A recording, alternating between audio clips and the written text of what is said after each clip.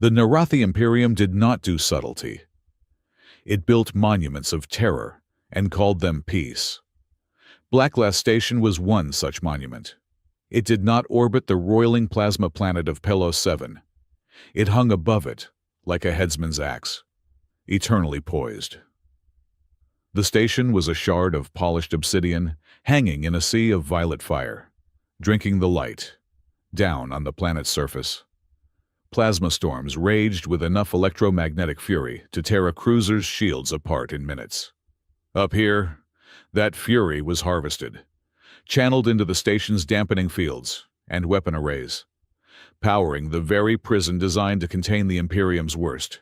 Inside, the air was cold, recycled, and tasted of ozone and sterile fear. Jace Calder sat on a Durasteel bench, his wrists bound by humming energy cuffs. The interrogation cell was a perfect cube of the same black, reflective material as the station's hull. He could see his own distorted reflection in the walls, the ceiling, the floor, a man in a worn navigator's jacket, dark hair grown too long, a face that had forgotten how to smile and settled for a permanent, weary cynicism. He looked like what he was supposed to be, a freelance stellar cartographer, a guild-certified navigator caught running a blockade with unregistered tech. He certainly was more, and so much less. He was a caretaker, or he had been a ghost, trained in a secret Earth program to listen to the universe, to feel the hum of ancient, dormant technology, a human tuning fork. It was a skill that made him invaluable, and a curse that made him a target. He was also a widower, a father who no longer had a child. The official report, filed 3 standard years ago, called it an Ortway transit accident, a misaligned jump gate, a catastrophic drive failure, a freighter the Ariadne atomized in the cold dark. But Jace had felt it. He had been on a separate ship light minutes away, and he had felt the sickening lurch of Ariadne's core as it was ripped apart. Not by accident, but by directed energy, by the signature resonance of Red Axis munitions. He had been hunting them ever since, using his cover as a navigator to comb the fringe territories. The hunt had led him here, to the Pellarine cluster, sniffing a rumor of a Red Axis supply cache. Instead, he had flown directly into an Imperial patrol. Now he was just a prisoner, his revenge stalled, his life a smoking ruin reflected in 1,000 black surfaces. The heavy door to the cell hissed open, not with the abrupt clang of a guard, but with the silent, weighted glide of importance. 2 figures entered, and the very atmosphere of the room snapped taut. The first was a woman of impossible height and bearing, clad in the silver and black armor of the Soulblade Honor Guard. Her face was a mask of dutiful severity, her hand resting on the hilt of a plasma-edged sidearm. She moved with a lethal, practiced grace, but it was the woman she followed who sucked the air from Jace's lungs. She was not tall, but she commanded space. Her ceremonial armor was the color of deep, twilight purple, etched with gold leaf that traced the star charts of the Narathi homeworlds. She wore no helmet, revealing a face of sharp, aristocratic beauty, skin the color of warm bronze, and eyes that held the cold, ancient light of 1 billion distant suns. A simple circlet of white gold rested on her brow, but the true symbol of her office was belted at her hip. The Soulblade. It was a legend, a religious artifact, a weapon of terrible import. The Imperium was built on its myth. The blade, storytellers claimed, was forged in the heart of a dying star and would only answer to the Solen bloodline. But its greatest prophecy, the one whispered in the sword temples, was that the blade would one day ignite, not with its own internal power, but with a living, external fire, when in the presence of a catalyst, a being who could amplify its power and stabilize the very fabric of the cosmos. Jace figured it was a very elegant, very expensive piece of propaganda. This was Empress Nyara Solana, here, in a high-security interrogation cell on a remote prison station. It was the equivalent of finding a god sorting through your garbage. The honor guard captain stopped 10 feet away. Her name, Jace knew from the panicked whispers of the station crew before he was thrown in here, was Sarah Talbot. The Empress herself drifted forward, her armored boots making no sound on the deck. She stopped just outside of Jace's striking range. Were he foolish enough to try? Her gaze was intense, analytical. He felt less like a prisoner and more like a puzzle she was calmly disassembling. "Jace Calder," she said. Her voice was not loud, but it filled the room. A clear, low contralto that carried the weight of absolute authority. Of Earth, Guild Navigator, Class 4, suspected of technology smuggling, blockade running, and consorting with fringe elements. Jace offered her a lazy, tired smile. "Guilty of the first two," he said, his voice a gravelly baritone. "But consorting is a strong word. I prefer aggressive networking. And you missed improperly filed flight plans. The wardens here seemed very upset about that." Captain Talbot's hand tightened on her sidearm. "Address the Empress with respect, human." "I am respecting her," Jace countered, not taking his eyes off Nyara. "I'm giving her the truth. You want to lie? You should have sent a politician." The Empress held up a single, gauntleted hand. The captain silenced herself instantly, though her glare could have melted the bulkhead. Nyara studied him for another long moment. Then, she did the last thing he expected. She began to unlatch the saw blade from her hip. The hilt was ancient, wrapped in wire of a metal Jace didn't recognize. The crossguard was simple, elegant. The scabbard was unadorned black leather. It looked, he thought, unimpressive. A relic. "The histories say," Nyara mused, her voice dropping into a softer, almost conversational tone, "that my ancestors used this blade to cleave moons." "My ancestors," Jace replied, "used sharpened rocks to chase mammoths. We all have our stories." She drew the blade. There was no sound, no flash of energy. The weapon was simply a length of mirror-polished, impossibly dark metal, looking more like a void than a blade. It seemed to drink the light in the room, just as the station drank the light of the stars. "They also say," she continued, "that it judges the souls of those it meets." "Then it's going to be very disappointing for me," Jace said. "Not much of a soul left to judge." He meant it as a deflection, a bitter joke. But as he said it, he felt the familiar, cold ache of Ariadne's loss. He saw his wife's smile, his daughter's laugh. The emptiness inside him yawned wide. The Empress stepped closer. Jace tensed, the energy cuffs on his wrists whining softly. Captain Talbot shifted, ready to intervene. Nyara ignored them both. She was focused entirely on him.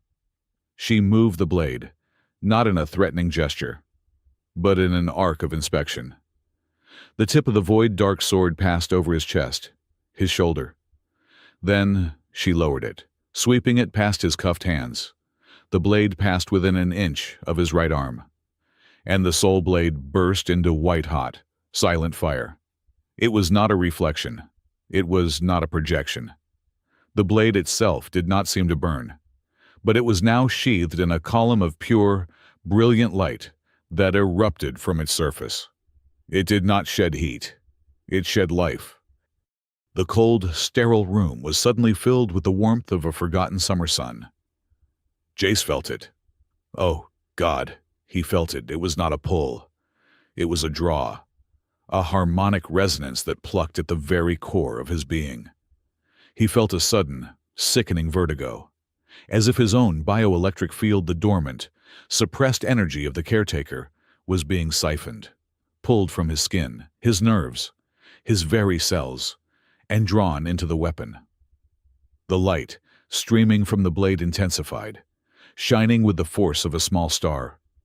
And it felt like it was his light. The room froze.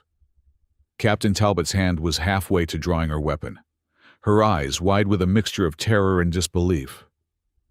The Empress herself had stopped breathing. She stared at the blade, then at Jace, her regal composure shattering for a single, naked second, replaced by pure, undiluted shock. The light held for 3 heartbeats. 4. Then, as if a switch had been thrown, it vanished. The blade was just dark, dead metal once more. The room was cold again. The only sound was the faint hum of the dampeners and the ragged sound of Jace's own breathing. He stared at his arm, then at the sword.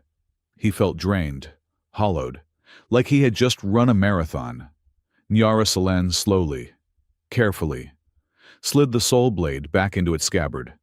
Her movements were precise, controlled, but Jace could see the fine tremor in her hands. She locked the scabbard, then looked up, her golden-flecked eyes boring into his. The Empress of 1,000 worlds, the scion of the stars, looked at the broken human in the interrogation cell. The silence stretched, thick and heavy, until Jace thought the black walls might crack. When she finally spoke, her voice was barely a whisper, a question not for her guards, or her advisors, or her empire, but for him and for herself. "Are you alone, human?" The question hit Jace harder than a plasma bolt. It bypassed his walls, his sarcasm, his grief. It was not. "What are you—" It was not. "How did you do that?" It was a question from one solitary point of light to another, across a gulf of cold, empty space. He tried to summon his armor. He tried to make a joke. "Depends on your definition," he rasped, the words feeling thick in his mouth. "My cell gets 3 meals a day. The food is terrible. But the company," he nodded at his own fractured reflections, "is worse." It was low deflection, and they both knew it. The sarcasm was there, but it was a shield full of holes. The question had found its mark. He was alone, utterly. And in that moment, the most powerful person in the galaxy saw it. She saw the crack in his soul. Nyara held his gaze, the shock in her eyes, replaced by a dawning, terrifying calculation. She did not answer his joke. She simply absorbed it, filed it, and stored it. "Captain Talbot," she said, her voice regaining its steel, though the whisper still echoed in the silence. "Release him." Talbot blinked, her training reasserting itself, but her confusion was palpable. "Majesty, he is a security risk. Level 6. The protocols." "The protocols," Nyara said, turning her back on Jace to face her captain, "are suspended. You will release him into my personal custody. Now." "But, Empress," Nyara's voice dropped another degree, all warmth gone. "Do not," she said. "Make me repeat the command." Talbot's face tightened. She gave Jace one last look of profound suspicion, then keyed her wristcom.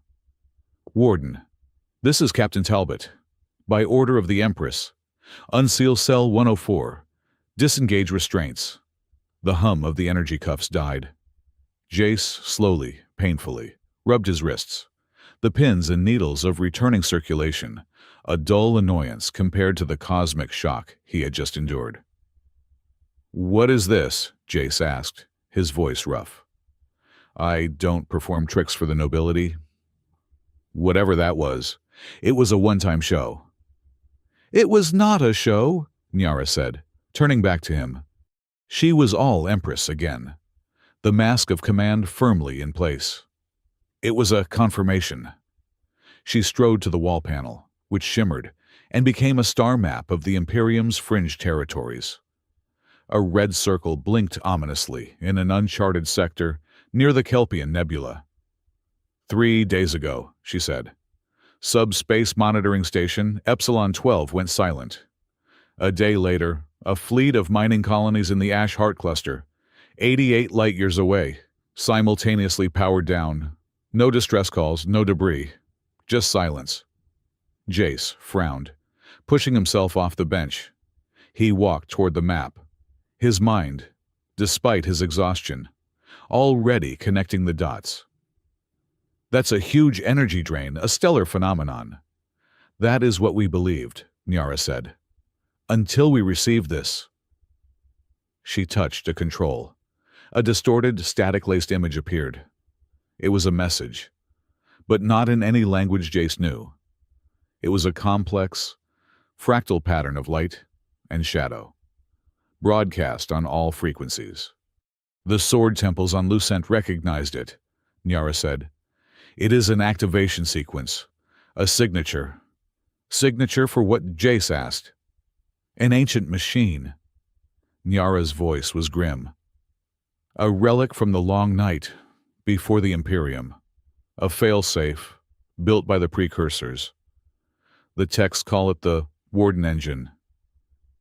Jace felt a chill that had nothing to do with the room's temperature. He knew the legends. Everyone on the fringe did. The Warden Engine was a myth, a boogeyman, a sentient supercomputer the size of a small moon, designed to manage civilizations by enforcing a galaxy-wide peace. Usually, by obliterating any species, it is deemed a threat. It's a myth, Jace said, but his voice lacked conviction. It is not, Nyara stated. It has awakened, and Soul Order's prophecies are clear on only one point. The Warden Engine can only be locked, placated, by one who carries the sigil of the Catalyst. She tapped the hilt of her soul blade. And the Catalyst's coming would be heralded when this blade was lit. Not by my blood, but by another's light. She turned, her gaze pinning him to the floor. The blade was lit. Human. Jace stared at her. You're insane. You think I'm some chosen one. I'm a navigator with a string of bad luck and poor hygiene. I'm not a catalyst. I don't even know what that means. Nor do I, Nyara admitted, a flicker of vulnerability in her eyes. But I cannot ignore what I saw, what you felt. She took a step toward him. The Imperium is on the brink of a war with an enemy we do not understand. The Obsidian Directorate. She said the name with a faint taste of bile. My own intelligence agency sees this as an opportunity to seize the engine, to weaponize it. They believe it can be controlled. Can it? Jace asked. Nothing that sleeps for 10,000 years and wakes up hungry can be controlled, Nyara said. It can only be met. The texts say it must be reasoned with. Bound by a new compact?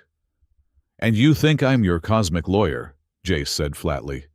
No, absolutely not. I'm done. I'm not a key, I'm not a battery, and I'm sure as hell not a sacrifice.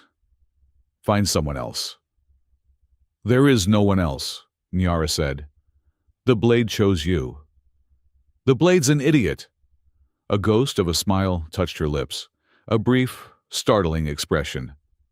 Perhaps, but that is all I have. She moved closer, invading his personal space. He could smell the faint scent of sterile ozone and something else. Something metallic and sharp, like the air before a lightning strike. You will accompany me to the Warden Engine. Jace called her, she said. It was not a request. You will be given the rank of technical advisor. You will have my personal protection. Your name will be cleared. Instead, you will do what you just did. You will stand with me when I confront this thing. Jace looked into her eyes. He saw the crushing weight of an empire, the desperation of a leader with no good options. And he saw the solitude, The same solitude she had seen in him. He was so tired of fighting. But this was a fight he didn't ask for. He owed this galaxy nothing. He was about to tell her exactly where she could file her prophecy, when his gaze drifted down, past her face, past the hilt of the soul blade, to his own hands. The station guards had processed him like any other prisoner. They had taken his jacket, his boots, and his personal effects, and they had clamped a new set of manacles on him for transport to the cell. Heavy, physical steel, not the energy cuffs he had worn inside. Now, in the brighter, fuller light of the room, a light that still seemed to carry the phantom warmth of the soul blade, he saw something he had missed in the shadows. Scratched into the dark, worn metal of the left cuff, so faint it was almost invisible, was a symbol, a small, stylized flower, an obsidian rose. Blood poured from Jace's face. The room tilted. He knew that mark. It was the sigil of the Red Axis, the calling card of the warband that had murdered his family, destroyed his ship, and shattered his life. He had seen it painted on the wreckage in the portway. He had seen it on the corrupted data logs. It was their signature. And it was here, on Imperial-issue prison manacles, in a high-security black site station, run by the Narathi military. His accident was no accident. His capture was no coincidence. The Red Axis, the Obsidian Directorate. He looked up at Empress Nyara Salen, the woman who had just seen his soul, the woman offering him a way out, offering him a purpose. His hunt was not over. It had just begun. And the enemy was not some fringe warband. The enemy was the shadow in her own halls. "You said," Jace began, his voice a low, dangerous rasp, "that your Obsidian Directorate sees this as an opportunity." Nyara frowned at his change in tone. "They do. They are ruthless. They wish to harness the engine to enforce their own vision of order." "Their vision?" Jace repeated, the pieces clicking into place with sickening clarity. A shadow agency, a desire for ultimate control, a convenient warband to do their dirty work, a caretaker with a unique, dormant ability. Suddenly, left grieving, desperate, and easy to manipulate, or, failing that, easy to capture. They hadn't just killed his family. They had, perhaps, to have been trying to activate him, to make him the battery they needed. He felt a cold, precise rage settle over him, displacing the grief, sharpening the world into a deadly focus. "All right, Your Majesty," Jace Calder said, meeting her gaze. He held up his cuffed hands, showing her the faint, damning mark. "I'll be your technical advisor, and I'll even be your catalyst." He let a humorless smile touch his lips. "But you should know," he said, the light of a dead star in his own eyes. "I'm not a very forgiving god." To leave Black Glass was to be reborn, but not cleansed. Jace Calder was unshackled, fed, and given a sterile, high-collared imperial gray uniform that felt like a new kind of prison. His new title, Technical Advisor, was a joke whispered by the grim-faced guards as they'd escorted him to the Empress's private shuttle. The Aegis, a sleek, void-black courier ship, was designed for speed and silence, not comfort. It was a knife, and he was now strapped to its hilt. The crew was skeletal, built for a covert mission. There was Empress Nyara Salen herself, who had retreated behind a mask of regal efficiency. There was Captain Sarah Talbot, her shadow, her hand never straying far from her sidearm, her eyes never straying far from Jace. Her mistrust was so palpable, it was practically a second bulkhead. And there were the two new additions, brought aboard from Nyara's flagship before they slipped away from Black Glass. Dr. Hal Rowan was a man in his late 50s, with a kind, academic face, wire-rimmed glasses, and the soft, precise hands of a researcher. He was introduced as the Imperium's foremost xenoarchaeologist and the chief scientific advisor on the Warden engine file. He had greeted Jace with a warm, almost paternal curiosity, his eyes bright with intellectual hunger. "A living catalyst," he had murmured, shaking Jace's hand. "The bioelectrical resonance must be staggering. I do hope we'll have time to run some non-invasive diagnostics." Jace had pulled his hand back. "I'm not a lab specimen. Doctor." Of course," Rowan had said, smiling placidly. "You are a savior." Jace already disliked him. The other was Arden Vale, the sword scholar of the Sol Order. He was ageless, with skin like pale marble and eyes of such a light. Piercing blue, they seemed to hold no pupil. He wore the high-collared robes of his order and carried no weapon. Yet he moved with the same deadly silence as Captain Talbot. His voice, when he spoke, was a resonant calm, as if he were narrating a history that had already been written. He had merely inclined his head at Jace, a gesture of deep, unsettling recognition. 5 people on a ghost ship, chasing a prophecy into the maw of a waking god machine. Jace had been in safer cantina brawls. Their first stop was Lucent Port. It wasn't a port at all, but a monastery carved into the heart of a rogue asteroid, orbiting a binary star. It was the central keep of the Sol Order, the Sword Temple where the legends of the Sol Blade were kept. As they disembarked into the cavernous, low-gravity receiving bay, the air was cold and thin, smelling of ancient stone and ozone-laced incense. Monks in gray robes moved in silent, sliding processions. Arden Vale led them, his voice echoing slightly in the vastness. "This way, Majesty, the Chamber of the Unveiling." They passed under arches carved with millennia of history. Jace watched the robed figures. "Quiet bunch," he muttered. Sarah, walking a half-step behind him, replied in a low voice. "They have taken vows of silence. Human. They speak only the litany of the blade. Try not to profane the holy ground you walk on." "Profanity is the only honest thing I've got left, Captain," Jace retorted, not looking back. The Chamber of the Unveiling was a massive, circular room. The ceiling was a dome of pure, ancient crystal, showing the binary stars one blue, one orange in their complex dance. But the walls were the focus. They were covered in vast, intricate murals, inlaid with metals and glowing bioluminescent pigments. Arden Vale stopped before the biggest. "The Prophecy of the Darkened Sky," he announced. It was a staggering, chaotic piece of art. On one side, a great, swirling mechanical darkness. A city of gears and black energy was depicted swallowing star systems. This was the Warden engine. On the other side, a figure in Narathi armor, unmistakably an Empress, held the soul blade, but the blade was dark.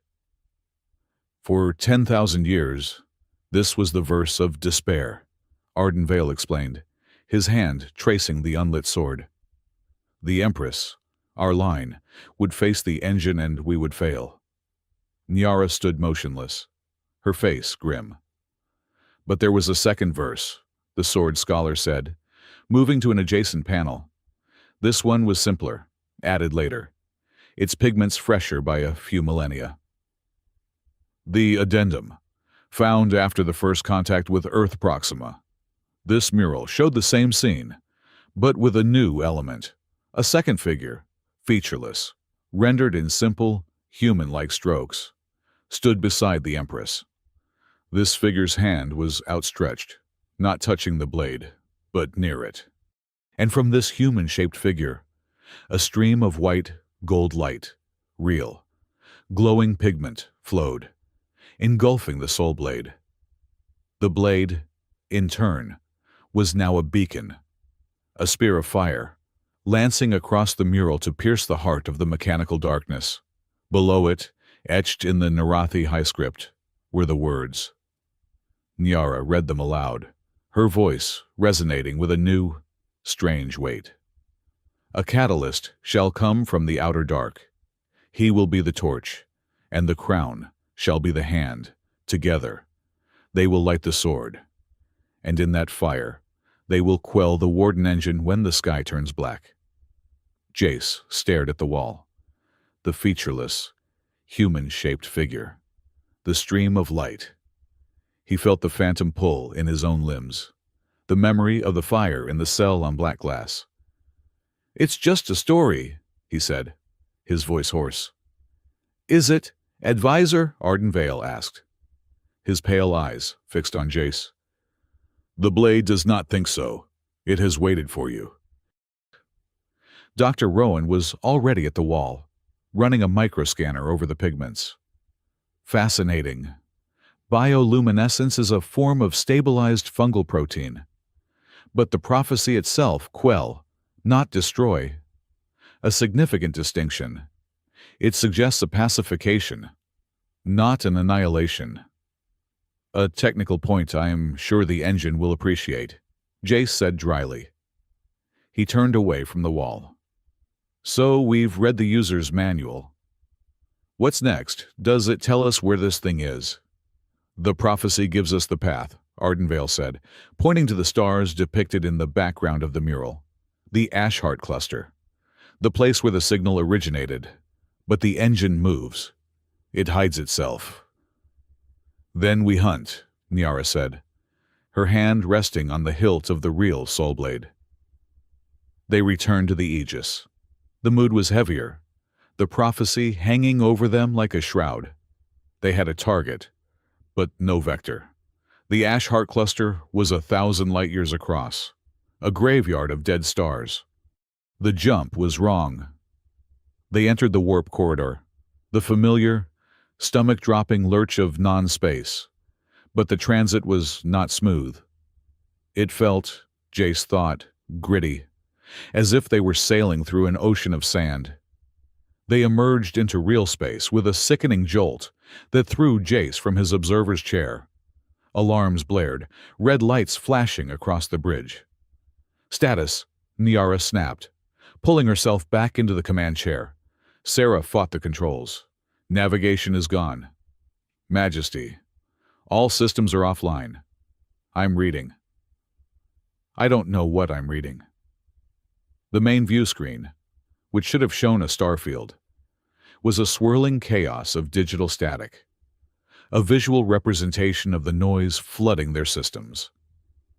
"It's a temporal field distortion," Dr. Rowan said, his voice tight with a mixture of fear and academic excitement. He was strapped into the science station, his fingers flying across his console. "The Warden engine. It's projecting a disruption field. It's actively scrambling our navigation computers. We're blind." "Bring us back, reinitiate the jump," Sarah ordered her console. The ship's AI replied with a flat, synthesized tone. "Navigation solution impossible. Positional data corrupted." "We're dead in the water," Sarah said, her voice grim. "We don't know where we are. We could be 10 light-years from our target or 10,000. Jace stood up, his hand on the bulkhead, and closed his eyes. He ignored the alarms. He ignored the static. He ignored Rowan's frantic muttering about tachyons. He listened. He had been trained as a caretaker. His skill was not in machines, but in the echoes they left behind. He had been taught to hear the resonance of ancient tech. And this new noise, this chaotic static, was not chaos. It was a voice, a very, very large voice, shouting in a language he didn't understand. But underneath the screams was something else, a pattern. The universe had a background hum, a steady thrum of particle vibrations. The engine's field was distorting that hum, bending it, but it wasn't erasing it. "It's not noise," Jace said, his voice quiet. The others turned to him. "It's a signal," he said, walking to the navigation console. Sarah started to protest. "Advisor, you are not rated for this." Jace gently pushed her hands off the controls. "Your computers are trying to read the static. They're trying to find a map. But the static is the map. It's like a set of rapids. You can't chart it. You have to ride it." His fingers moved over the console, shutting down the automated systems, the fail-safes, the AI co-pilots. He was taking the ship to a manual. "This is insane," Sarah said. "You'll tear us apart." "This," Jay said, his eyes closed again, his hands resting on the helm, "is what I do." He felt the ship. He felt the hum of its engines, and through them, he felt the grit of the distorted space-time around them.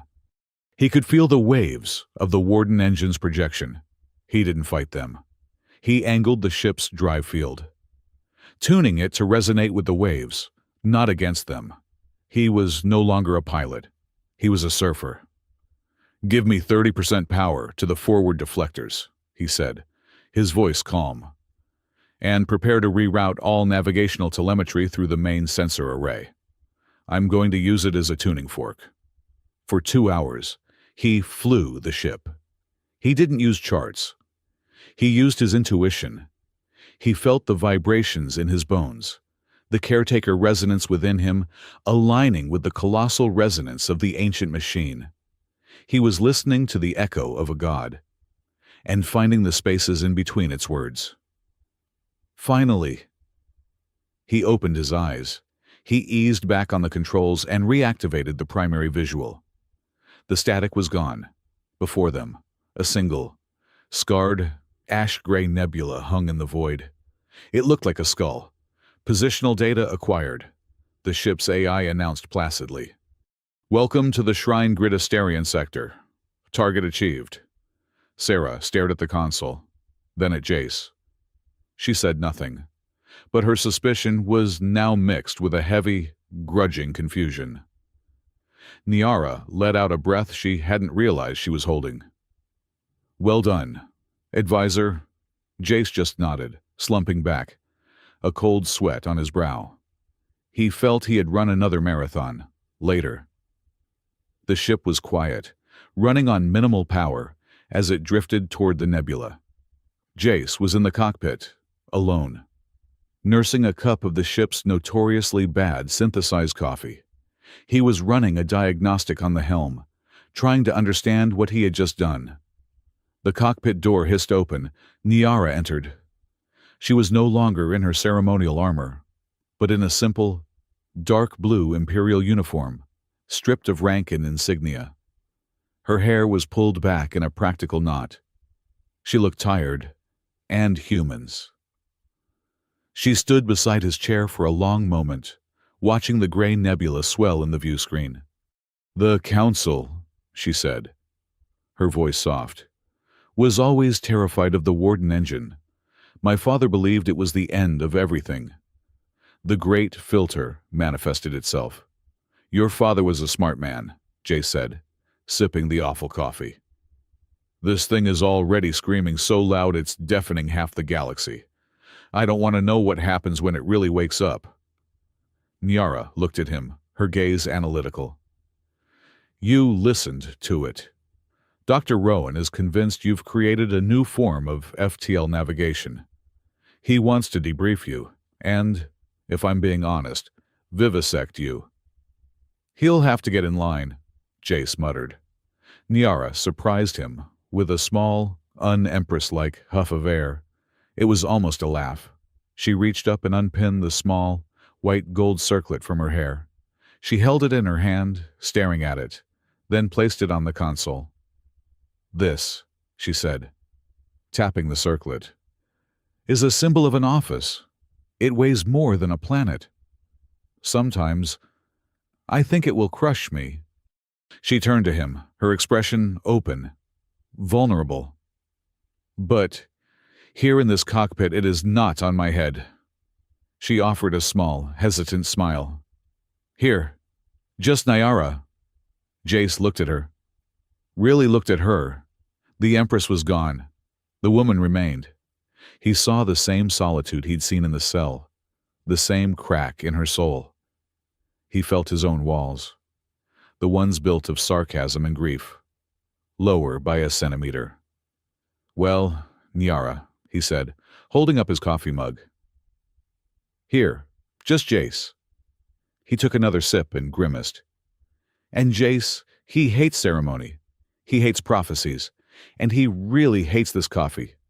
But," he added, with a tiny, reluctant smile of his own, "he makes excellent coffee. Real, ground, gravity-dripped. If we ever see a planet with actual beans again." "I know," she said. Jace blinked. "You know." "Your file was extensive," Nyara said, the ghost of a smile playing on her lips. "Your performance reviews as a guild navigator and your former captains were very specific. Calder is insubordinate, cynical, and borderline mutinous. But his coffee is the best in the sector. It was, I admit, the most human part of the report." Jace was speechless. He stared at her. Then he let out a short, rusty laugh. "My legacy. A caffeine addiction." "A human one," she said. The moment of shared warmth was fragile, but real. A high, tinny klaxon broke the silence. Jace's head snapped up. "That's not one of ours." "That's a depot proximity alarm." Sarah's voice cut in over the comm. "Majesty, Jace, we're approaching the automated refueling station, but I'm reading a proximity alert from inside the station." They docked at the small, automated gas hauler station. A skeleton of girders and fuel pipes. It was supposed to be empty, run entirely by robots. They found the source of the alarm in a secondary maintenance bay. A Xylosian, a tall, thin, crystalline being was trapped, his leg pinned under a malfunctioning coolant pipe. A maintenance robot was frozen, its arms twitching, stuck in a diagnostic loop. "Error. Error. Organic presence is not permitted. Error." "The main vent is about to cycle," Sarah yelled, reading her data slate. "The bay will be flooded with plasma exhaust in 90 seconds. "The robot, order it to free him," Nyara commanded. Sarah shouted at the robot, but it just kept twitching. "Error. Error." Jace didn't wait. He saw the Xylosian's multifaceted eyes, wide with terror. He saw the timer on the wall. 80 seconds.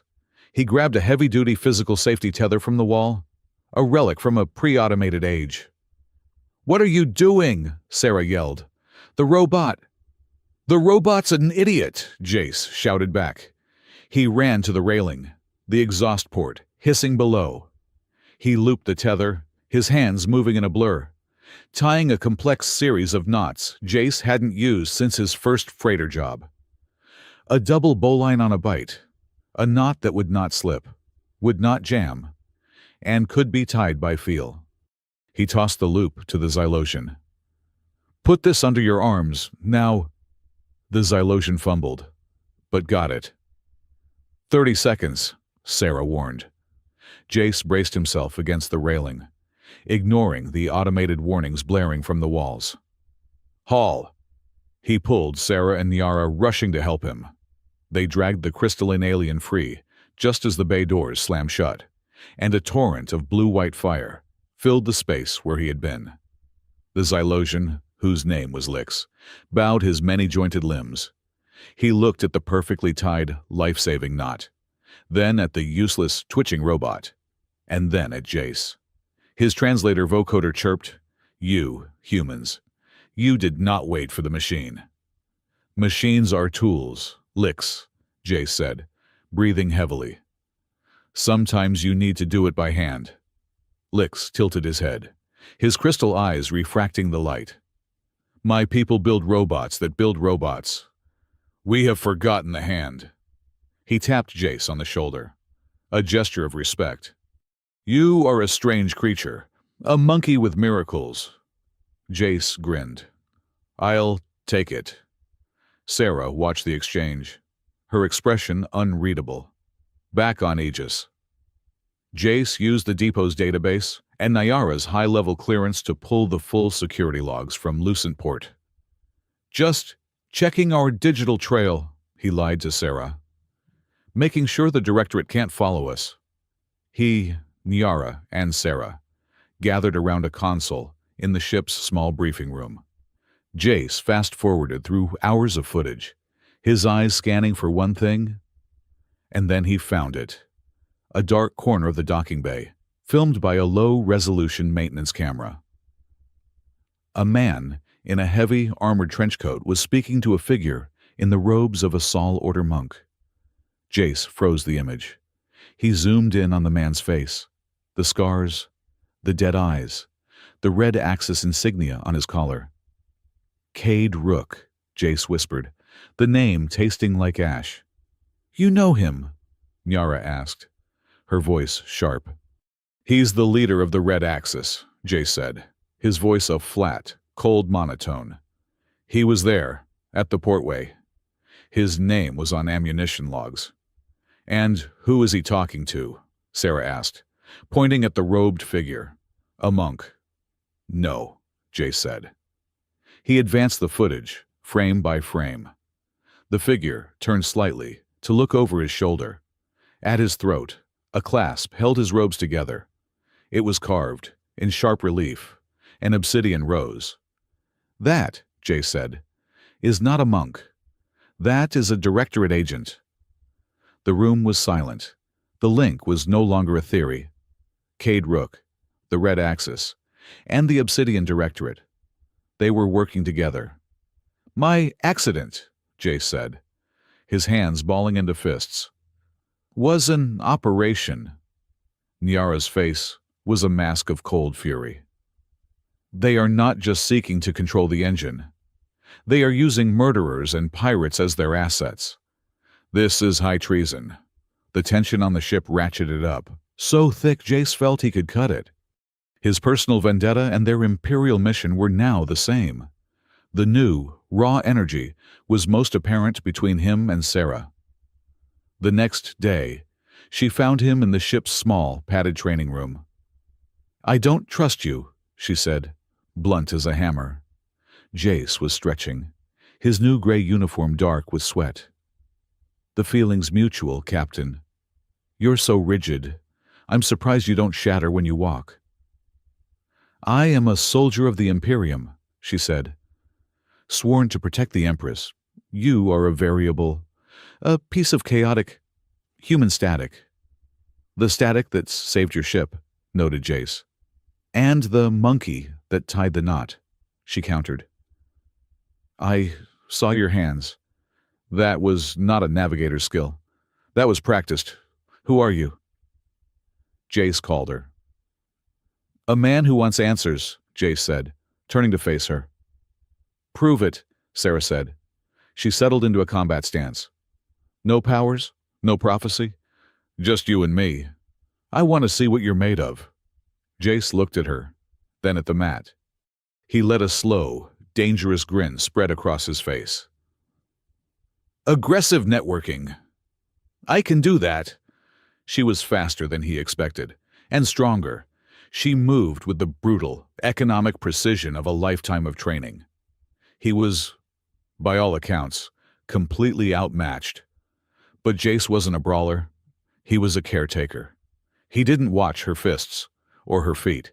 He watched her. As she committed to a strike, he could feel the bioelectric spike in her muscles, the shift in her energy. A microsecond before the limb actually moved. He wasn't reacting to her actions. He was reacting to her decisions. He dodged, he weaved, he parried. He couldn't land a single blow. But she couldn't hit him, either. He was a ghost, always one step ahead of her strike. She grew frustrated, her precision giving way to anger. She feinted a high kick and swept his leg. Jace went down, landing hard on the mat. Before he could move, her boot was on his chest and the tip of a training staff was at his throat. He was pinned. They stared at each other, both breathing hard. She was bewildered. He had not fought like any conventional fighter she had ever known. Jace laughed, a breathless, genuine sound. "Okay, you win, I'll buy you a drink." Sarah didn't move the staff. "How did you do that?" "Do what? Get my ass kicked." You anticipated me. You knew where I was going to be." Jace just grinned, the grin of a man with secrets. "I told you. I learned fast." He shoved the staff down his throat. "And I'm durable." Sarah stared at him for a second longer. Then slowly, she lowered the staff. A new, grudging respect had entered her eyes. The suspicion was still there, but it was no longer alone. "Clean yourself up, advisor," she said, her voice stiff. "We're approaching the grid." The shrine grid Asterion was a graveyard. The nebula was a cloud of pulverized, ancient metal and cold, dark particles. And floating within it were thousands of pylons, each the size of a cruiser, arranged in a perfect, colossal lattice. They were silent, dead. The Aegis drifted to the center of the grid, toward a massive, cylindrical structure that looked like the hub of a dead wheel. "This is the shrine control," Ardenvale said, his voice hushed with reverence. "This is where the map will be revealed." They docked and entered the central shrine. It was a vast, cold, dark chamber. The air was perfectly still. At the center of the room, there was a raised platform and a single, unadorned stone pedestal. "Well," Jace asked, his voice echoing in the dark. "Where's the map?" Ardenvale shook his head. "It is not a map, advisor. It is a revelation. It must be summoned." He looked at Niara. Niara stepped forward, her face set. She drew the soul blade. The blade remained dark, dead metal. "Majesty," Sarah asked, her voice tight. "It is not responding," Niara said, a flicker of doubt in her voice. She held it up, trying to catch a light that wasn't there. Ardenvale turned his pale, piercing gaze to Jace. "The prophecy has two parts, the crown and the torch." Jace sighed. "Of course, no pressure." He walked onto the platform, standing opposite Niara. The air between them crackled. "What am I supposed to do?" Jace asked. "Whistle hum." "You are the catalyst human," Ardenvale said. "Be what you are." Niara looked at Jace, her eyes searching for him. He saw the same doubt, the same fear. She was an empress with a dead sword. He was a broken man with a parlor trick. "I don't know how," Jace said, his voice quiet. "Neither do I," Niara replied. "But we are here." Jace looked at the dead blade. He remembered the feeling in the cell, the draw. He remembered the feeling in the cockpit, the connection. He closed his eyes. He stopped trying to be a navigator, soldier or hero. He just was. He let the grief, the rage, the solitude, and the tiny, fragile spark of connection he'd felt with Niara, all of it, rise to the surface. He let his internal light, the caretaker resonance, burn. He reached out his hand, not to the blade, but to Niara. As his fingers passed near the hilt, the soul blade exploded with light. It was not the brief flash of the cell. This was a sustained, blinding nova. The white gold light was so bright it threw stark, dancing shadows across the vast chamber. It poured from Jace's hand, into the blade, and the blade sang a high, pure, resonant note that Jace felt in his teeth. Niara gasped, her hand tightening on the hilt as the power surged through her. The light did not just illuminate. It was projected. A column of light shot from the tip of the soul blade to the apex of the dark dome above them. And from that point, a three-dimensional lattice of light spread out, filling the entire chamber. It was a map. A living, moving celestial map. It showed star clusters, jump routes, and gravitational tides, and at its very center, a dark, pulsating point, a void in the heart of the light. "The Vault of Lagrange," Dr. Rowan breathed, his scanners whirring. "It's beautiful. The Warden engine's core." Jace kept his hand outstretched, the light streaming from him, the blade turning it into a language. He and Niara looked at each other, their faces illuminated by the fire they had created. They had the map. They had the target.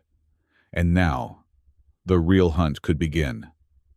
The coordinates gleaned from the shrine grid Asterion did not point to a planet, or a star, or even a known point in space. They pointed to a shadow, a dark sector known to fringe runners as the Choke, a region where navigation arrays failed and jump drives were known to spit out ships centuries off course. But the map from the shrine grid was more than coordinates. It was a path.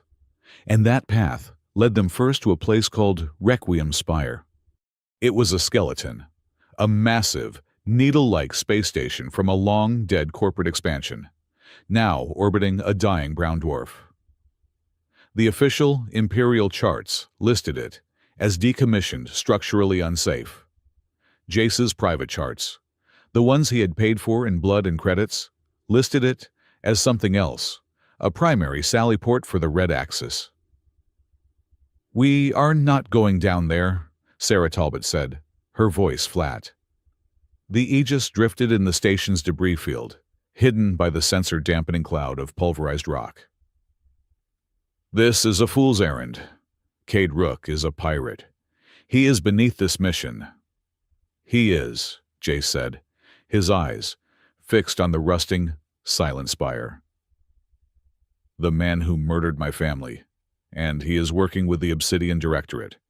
He's not beneath this mission, Captain. He's at the center of it."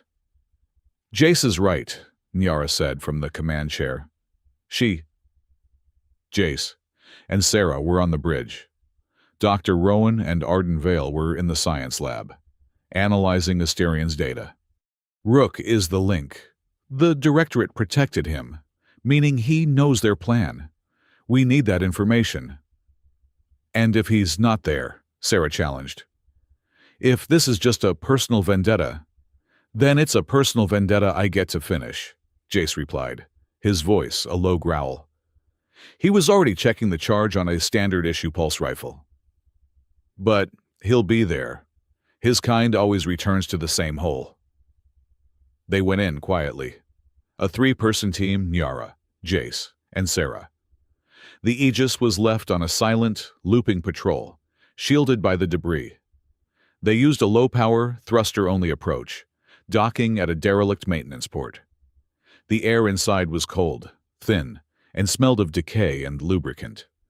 Emergency lights cast a sickly, flickering red glow over everything. "Empty," Sarah whispered, her rifle's sensor sweep showing nothing. "No," Jace said, his hand raised.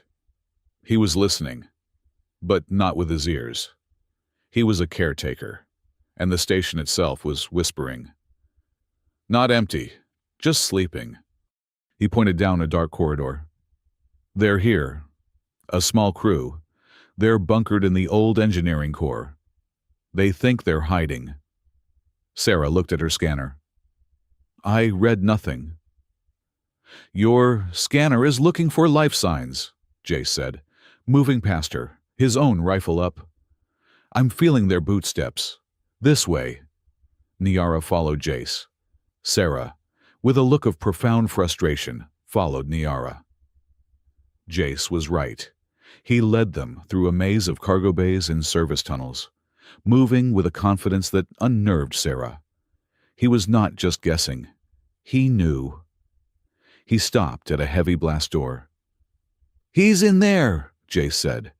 His voice was calm, but his knuckles were white on the rifle. "I can feel him. The bastard is in there." "How many?" Sarah whispered. 5, maybe 6, Jace murmured. "Rook and a few guards." "The plan," Niara said, her voice a firm command to Jace's frayed nerves. "We captured him. Alive. We need his intelligence." Jace looked at her, his eyes hollow in the red light. He nodded. Sarah placed a shaped charge on the door's locking mechanism. "On 3, she said. 1, 2. The charge blew with a muffled thump. Jace kicked the door open and was through it before the shrapnel had settled. The room was a cramped, makeshift command center. 5 men, their armor emblazoned with a red axis rose, were scrambling for their weapons. Sarah was a machine. She took 2 down with precision pulse bursts to their knees. Non-lethal, incapacitating. Nyara, her sidearm already drawn, disarmed a 3rd with a shot that blasted the rifle from his hands. Jace saw none of it. His world had tunneled. He saw only one man. Cade Rook. He was older than in the files. His face scarred, a bionic eye glowing a dull red. He was diving for a plasma pistol on a console. Jace fired. Not at Rook. He fired at the pistol, vaporizing it. Rook froze, his hand in the air, his one good eye widening as Jace stalked toward him across the room. "Jace Calder," Rook breathed, a slow, ugly smile spreading across his face. "The ghost of Ariadne. I heard you survived. I always thought that was a shame." The room seemed to fade. The red light, the shouting of Sarah as she cuffed the other guards. The hiss of steam. It all vanished. Jace was no longer in the spire. He was on the bridge of the Pathfinder, his small scout ship, 3 years ago. He was watching his wife, Alara, on the main view screen. She was on the bridge of the Ariadne, their daughter, Maya, on her lap, waving. "See you at the Portway Station, spaceman," Alara had said, her voice crackling over the comm. "Maya wants to show you the picture she drew." "Just lock in the jump, Alara," Jace had replied, distracted, performing his own pre-jump calculations. "The transit's tricky. I'll see you in 6 hours." 6 hours. Jace. I love. The static hit. A sudden, violent surge. Not a jump gate malfunction. It was targeted. He had screamed at her. Alara evasive now. It's an ambush. He had seen the Red Axis ships drop from warp. He had seen the energy signatures. He had seen the first torpedo. Jace roared, a sound of pure, animalistic grief. He dropped his rifle and launched himself at Rook. He was not a caretaker. He was not an advisor. He was a widower. He was a father. He slammed Rook against the bulkhead, his forearm against the pirate's throat. Rook clawed at him, his bionic eye flashing. "Who gave the order?" Jace screamed, his voice breaking. "Who paid you to kill them?" Rook gurgled, a laugh, mixing with the choke. They were collateral, just cargo." Jace pulled his sidearm. It was not an Imperial-issue pulse weapon. It was his own. An old model kinetic slug thrower, solid, brutal. He pressed the barrel under Rook's chin. He saw Alara's face. He saw Maya waving. He saw only red. His thumb clicked the safety off. "Jace, stop." A hand closed on his wrist. It was not strong enough to stop him, but the touch was electric. Nyara. She was standing beside him, her face level with his, her eyes not on Rook, but locked on Jace's. "This is not him," she said, her voice not a command but a plea. "This is a tool. The man you want is the one who hired him." "He pulled the trigger," Jace rasped, his whole body shaking. "And you will bring him to trial," Nyara said, her voice firm, clear, cutting through his rage. "What you are doing now is not justice. Justice isn't the first shot, Jace. It's the last one, the one that is aimed and considered and final. This is just pain." Jace stared into her eyes. He saw the Empress, but he also saw Nyara. He saw the woman who had asked him if he was alone. His hand was shaking. He looked at Rook, at the terrified, sneering face of the man who had haunted his nightmares for 3 years. He saw a pathetic, third-rate killer, not a monster, just a man. He let out a long, ragged breath that was half a sob, slowly. His thumb clicked the safety back on. He lowered the gun.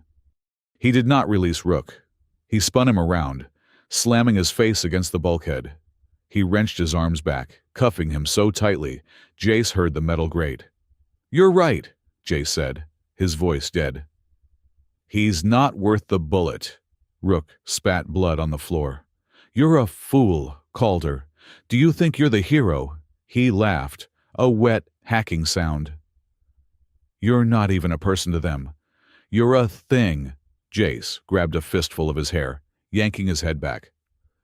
Who gave the order?" Rook's bionic eye whirred, focusing on Nyara. Her people, the shadows in her perfect, shiny empire. "Give me a name," Nyara commanded, her voice like ice. "Why?" Rook sneered. "So you can save your pet catalyst. That's what he called you, you know, the prefect." Jace and Nyara exchanged a look. "Prefect," Nyara said. "Prefect Arkan Doom," Rook said, the name dropping into the room like a stone. "Head of the Obsidian Directorate. He's been funding my operation for 5 years. He's the one who wanted Ariadne's cargo, and he's the one who wanted the Caretaker's survivor activated. Grieving." Jace felt his stomach clench. "Activated." "Oh, yes," Rook said, his smile all broken. "Your little tragedy, it was a test, to see if the trauma would awaken your little light show. Doom was very disappointed when you just went drinking and hunting. He said you were a failed investment." Jace said nothing. The rage was gone, replaced by a cold so profound it burned. He had been a lab rat. His family's murder was an experiment. "What does he want?" Nyara asked, her face a stone mask. "The Warden engine," Rook laughed. "He wants to own it. And he's got a plan. He said the engine is a lock. And he just found the key." He nodded at Jace. "He doesn't want to quell the engine, Your Majesty. He wants to plug you into it, turn you into a permanent, living core. What did he call it, a divine battery? An endless power source for his new, orderly galaxy. A divine battery." Words hung in the cold air. Jace looked at Nyara. He saw the same horror reflected in her eyes. This was not a war. It was a harvest. "We're taking him," Nyara said to Sarah. "Put him in restraints. He's the most valuable asset we have," as Sarah hauled Rook to his feet. Jace's eyes drifted to the other side of the room. Dr. Rowan had arrived, with Arden Vale. They had come to secure the scene. Rowan was ostensibly checking the Directorate guards for injuries, but Jace saw him drift toward the communications console Rook had been reaching for. Jace watched him. The doctor's movements were fussy, academic. He tapped at the console. "Damaged," he announced, his voice full of clinical regret. "These Red Axis thugs are such crude methods. I was hoping to retrieve a data log." But Jace felt it. It was the faintest tingle, a high-frequency spike so subtle, so fast, that no sensor would have caught it. It was the sound of a compressed, encrypted data burst sent on a shielded channel. Jace's caretaker senses, honed by the Asterian grid, now heard these things, just as he heard bootsteps. Rowan was not retrieving data. He was sending it.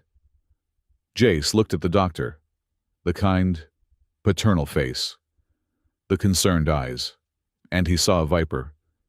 He said nothing. He had no proof.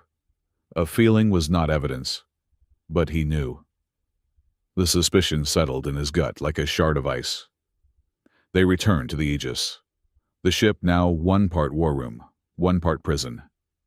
Cade Rook was in the brig, Sarah was guarding him personally. Jace, Niara, Rowan, and Arden Vale were on the bridge, the silence thick with their new, terrible knowledge. Jace was at the navigation console, his fingers idly tracing the star charts. He was not looking at the stars. He was replaying the sound of Rowan's transmission in his head. He was thinking. "The Asterian grid," he said aloud, breaking the silence. The others looked at him. "It wasn't just a map," Jace said, his mind finally connecting the last piece. He looked at Niara. "When we lit the blade, when the map appeared, I felt it. It was sending information, instructions." "Instructions for what?" Arden Vale asked, stepping closer. "How to lock the engine," Jace said. Rowan was right. The prophecy says quell, not destroy. The grid showed me how. It's a resonance lock. It needs two distinct harmonic frequencies, aligned at the same time. "Two frequencies?" Rowan asked, his eyes sharp, his data slate in his hand. "A catalyst," Jace said, "and a crown bearer." He met Niara's gaze. "It needs us. At the same time. In perfect sync." He realized how that sounded. He saw Rowan's eyebrows lift, and Arden Vale's faint, knowing smile. "It needs a pair," Jace finished, the word feeling clumsy and heavy. He felt the sudden, awkward weight of the moment, the intense, unspoken thing that had been growing between him and Niara.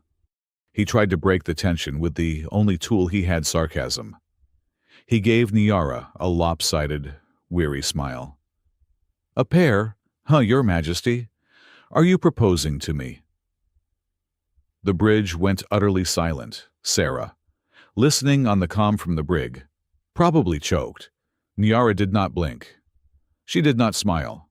She held his gaze, her expression perfectly, terrifyingly regal. "I usually start with a treaty. Advisor," she said, her voice dry as moondust. Then, a tiny, almost invisible flicker. The corner of her mouth quirked. "But I'll consider it." Jace was so surprised he almost laughed. Before he could, the ship screamed. It was not an alarm. It was a physical tearing sound. The Aegis lurched violently, throwing Rowan and Arden to the deck. Red emergency lights bathed the bridge in blood. "Report!" Niara yelled, gripping the arms of her command chair. Sarah's voice, tight with panic, blasted over the comm. "Massive energy wave, it's not a signal. It's a force. It's hitting the ship. Hull integrity dropping. We've lost everywhere. We're venting atmosphere. Bulkhead Corridor 7 is..." Her voice dissolved in static. "Sarah!" Jace yelled. "Sarah, report." "She's cut off," Niara said, her face pale. "The wave, it's a pulse from the Warden engine. It's physical. The brig is in Corridor 7, Jace said. "She's trapped." "And so is Rook," Niara said. They ran. They found the corridor. It was a scene of chaos. A secondary plasma conduit had burst, and the Warden engine's pulse had warped the ship's frame. The main bulkhead to the brig was sealed, but it was buckling, glowing cherry red. "Sarah!" Niara yelled, pounding on the hot metal. A faint, coughing response. "Majesty Rook, he's free of his cell. The pulse overloaded the lock. He's..." Another sound, a plasma discharge. A scream, not Sarah's. Jace put his shoulder to the emergency release, Niara joining him. They forced the door open a few inches. Sarah was on the floor, her leg pinned under a collapsed support gantry. She was holding her sidearm, her arm shaking. Cade Rook was slumped against the far wall, a smoking hole in his shoulder. He was alive, but immobile. "Sarah, hold on!" Jace yelled. At that moment, the entire ship groaned. The gantry on Sarah's leg shifted, and the bulkhead above her head cracked open, a jagged fissure opening to the void. "No!" Niara screamed. Sarah looked at Jace. Then Niara. Her face was pale, but calm. She understood. "The mission, Majesty," she gritted, her voice tense with pain. "The coordinates go." "We are not leaving you," Niara yelled, trying to wedge her hands under the gantry. The bulkhead cracked again. A piece of shrapnel, the size of Jace's head, tore loose and spun toward Niara. "Empress!" Sarah screamed. She didn't hesitate. She used her one good leg to shove herself hard against Niara. The move was pure instinct, a bodyguard's final sacrifice. Sarah's shove threw Niara back, clear of the falling debris, but the movement cost her. The gantry shifted, and Sarah's armored leg was crushed with a sound of tearing metal and breaking bone. She screamed, a raw, sharp sound, and then her head hit the deck, and she was still. She was alive, but bleeding fast. Her armor breached, her leg a ruin. "The med bay," Jace yelled, dragging her out, Niara helping, their faces a mask of horror. They took her to the small med bay. Dr. Rowan was already there, his face ashen. "It's bad, Jace. The main auto dock, the pulse fried it. Her pressure, she's bleeding out, I can't." "Do something," Niara commanded, her voice breaking. "I can't," Rowan said, his hands shaking. "The systems are all offline." Jace looked at the dying captain. He saw her sacrifice. He saw the woman who had distrusted him, who had fought him, and who had just saved her Empress. He would not let her die. His eyes scanned the room. He saw it. In a dusty, forgotten alcove, under a panel marked Emergency Pre-Imperial Field Kit, an ancient medical drone. A simple, one-armed robotic stabilizer, designed for field surgery. Its power cell was dark. It was a museum piece. "Here," Jace said. He ripped the drone from its housing. "Jace, that's a relic," Rowan stammered. "It has no power. It hasn't been charged in a century." Jace looked at Niara. He looked at Rowan. "Get ready to use it." He placed the dead drone on Sarah's chest. He put his hands on it. He closed his eyes. He didn't draw the power. He didn't listen. He pushed. He thought of Alara. He thought of Maya. He thought of the light he had felt at Asterion. He thought of Sarah's sacrifice. He took all his rage, all his grief, all his power, and he gave it to a sound built in the room, a high, keening whine. "Jace, what?" Rowan started. A blinding, white-gold light erupted from Jace's hands. It was not a glow. It was a torrent. It was raw. Bioelectric fire, pouring from him into the machine.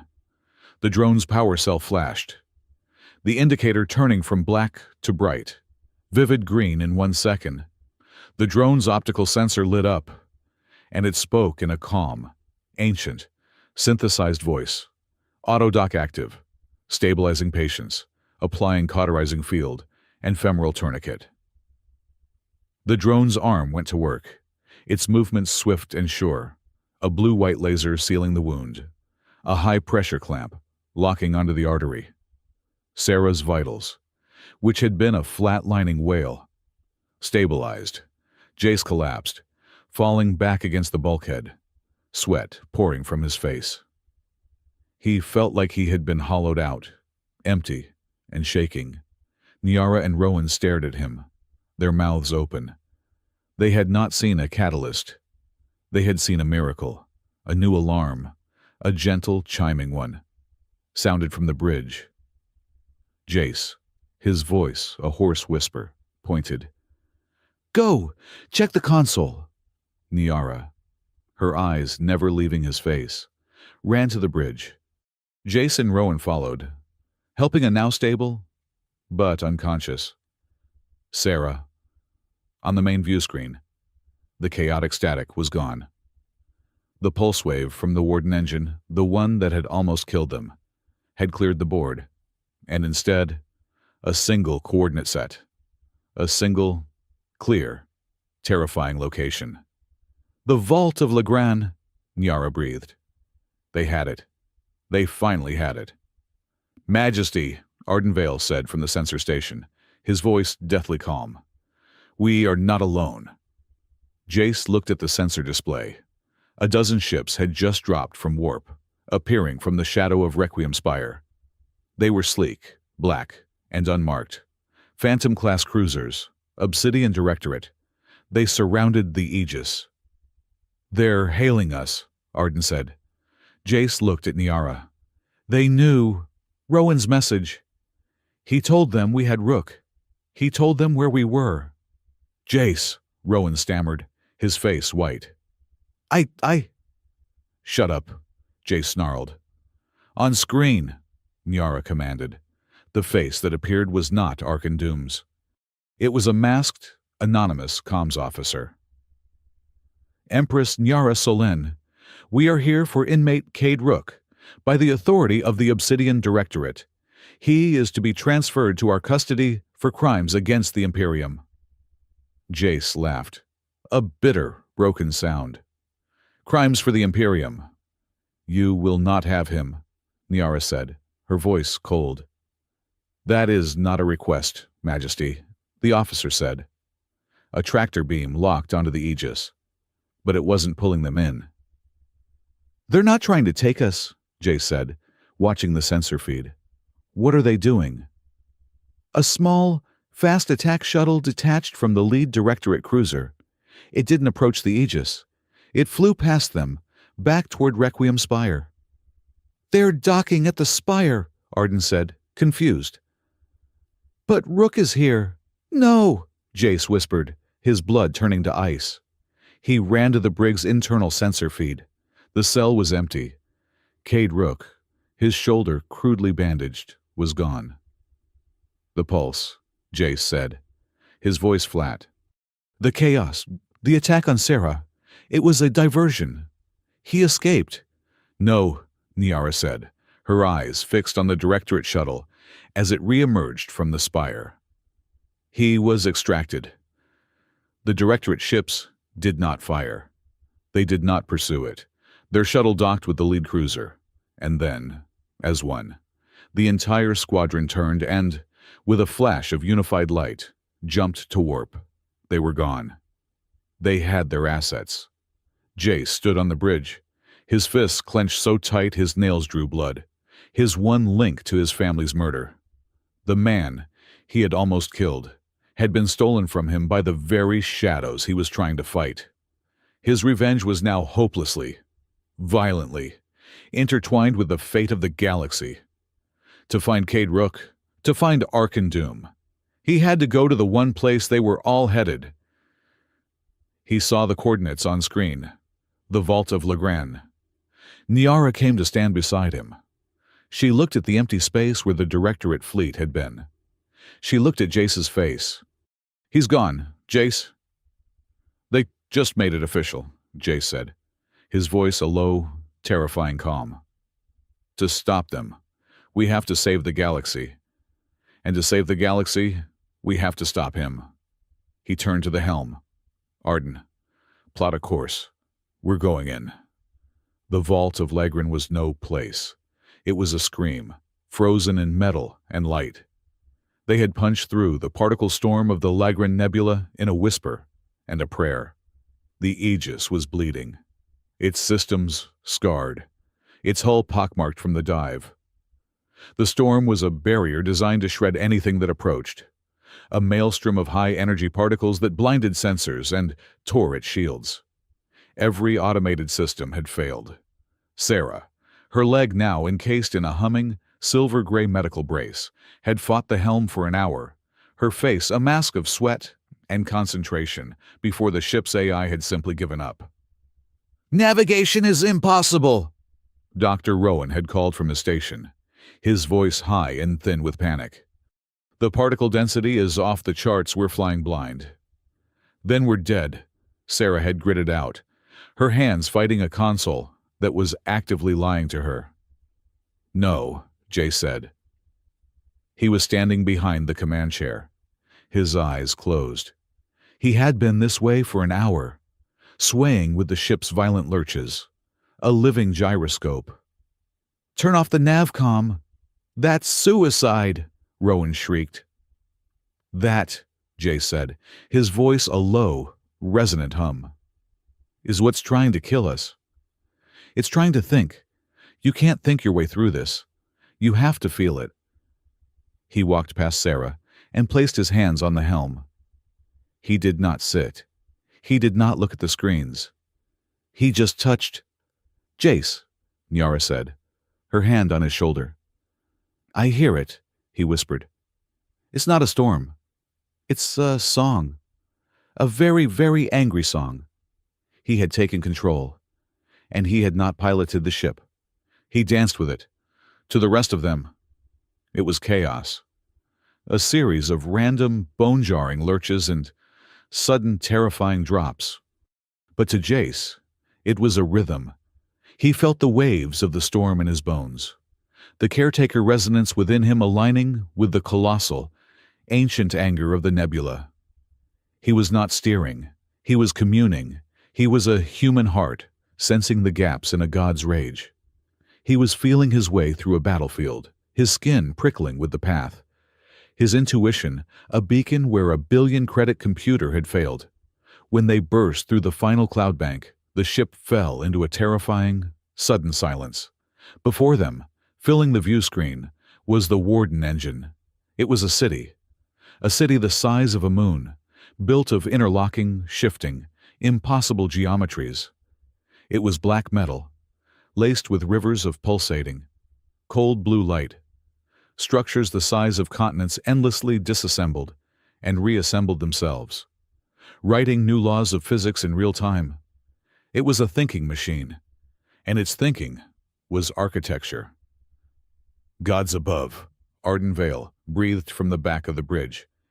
The Aegis drifted into a vast, dark, cavernous opening, a port designed for vessels that had not existed for 10,000 years. Inside, the scale was even more oppressive. They were a speck of dust in a cathedral of impossible, cold logic. The air itself hummed. Around them, in the air, Jace could see them holographic ghosts, projections of ships, of fleets, of men. They were flickers of imperial history, a coronation, a battle, a treaty. "What is it doing?" Nyara whispered, horrified. "It's reading," Jace said, his senses overwhelmed. "It's not just a fortress. It's a library.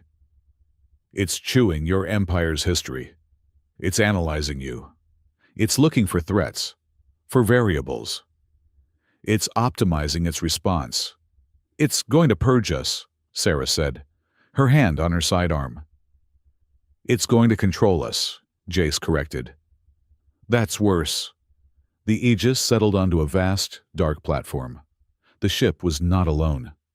Docked nearby, silent and menacing, was the squadron of Obsidian Directorate Phantom cruisers. They had been waiting. "Sarah," Nyara said, her voice hard as steel. "Arm your team. Full combat footing." Sarah nodded, her newfound respect for Jace now forged into a simple, deadly alignment. She turned to the 4 Imperial Honor Guards who had been their only, silent but loyal contingent. "With me. Form on the Empress. We are the line." Jace looked at Dr. Rowan. The man was trembling, but his eyes were bright, not with fear, but with a kind of ecstatic, religious fervor. He was home. They stepped onto the ramp. The platform was a kilometer-wide expanse of black, seamless metal.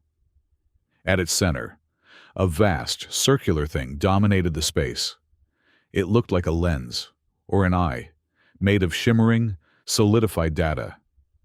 The entrance to the core, and standing before it, flanked by 24 black-armored Directorate agents, was a man. He was tall, severe, and wore the uniform of an Imperial prefect. His face was all sharp angles and cold, pragmatic certainty. This was Arcan Doom. "Empress Nyara Salen," his voice bone-amplified, echoing across the vast space, sterile and unfeeling. You have come, as I knew you would. You have brought me the key.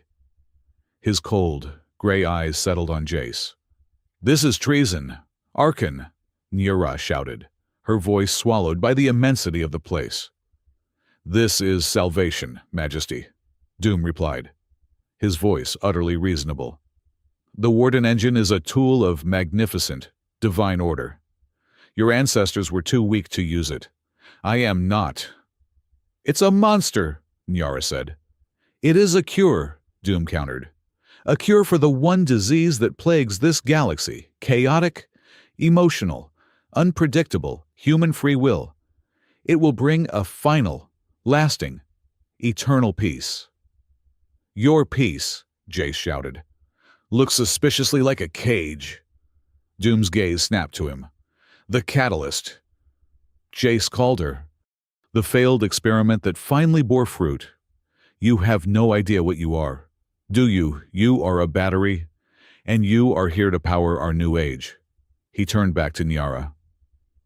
Give him to me. Hand me the key, and I will let you return to your palace. You can play Empress in my new, orderly world. Refuse and you will be optimized, just like the rest. Niara looked at Jace. He saw the cold rage in her eyes, but beneath it, the fear, not for herself, for him. I will not, she said, her voice low, but carrying in the humming silence. I will not trade one human life for a galaxy of slaves. So be it, Doom said. He did not raise his voice. He did not have to. He simply raised his hand. Niara did not wait for the order. She drew the soul blade. It remained dark, dead metal. Doom laughed, a short, barking, joyless sound. A child's story. It is nothing. It is not, Jace said, stepping beside her. It's just half of the story. He put his hand out. Niara looked at him, then at the blade. She understood. She was the crown. He was the torch. She raised the blade, and Jace placed his hand on the hilt. With hers. The moment their skin touched the ancient metal, the concordance happened. It was not a light. It was a sound, a pure harmonic chord that exploded from them, a note of such perfect, defiant, human resonance that the machine city around them seemed to flinch. The soul blade erupted in a torrent of white gold fire, a star born in their hands. The sound and the light lanced out, striking the vast dark lens of the core, and the core opened. The data eye dilated, the shimmering wall of solidified light dissolving, revealing a brightly lit, tunnel-like passage. It was a gate. They had opened the gate. Now, Archon Doom roared, his composure finally breaking. Take him. Take the catalyst, kill the others. The battle began. The Directorate agents, 24 of them, surged forward, their black rifles spitting blue energy. Hold the line, Sarah yelled. She was no army commander. She was a commander of 5. She and the 4 honor guards formed a semicircle around Niara and Jace, their own rifles returning fire. For the Empress, for the light, Sarah bellowed, her braced leg holding firm, her shots precise, methodical. Arden Vale was not a soldier. He was a scholar. He stood behind the line, his eyes closed, and he began to speak. It was not a shout. It was a resonant, rhythmic cadence. The Suaz Khan, the sword song. The blade is the soul, he chanted, his voice rising. The soul is the shield. The shield is the will. The will is the Imperium. It was not magic. It was a litany, a battle hymn. Jace could feel it.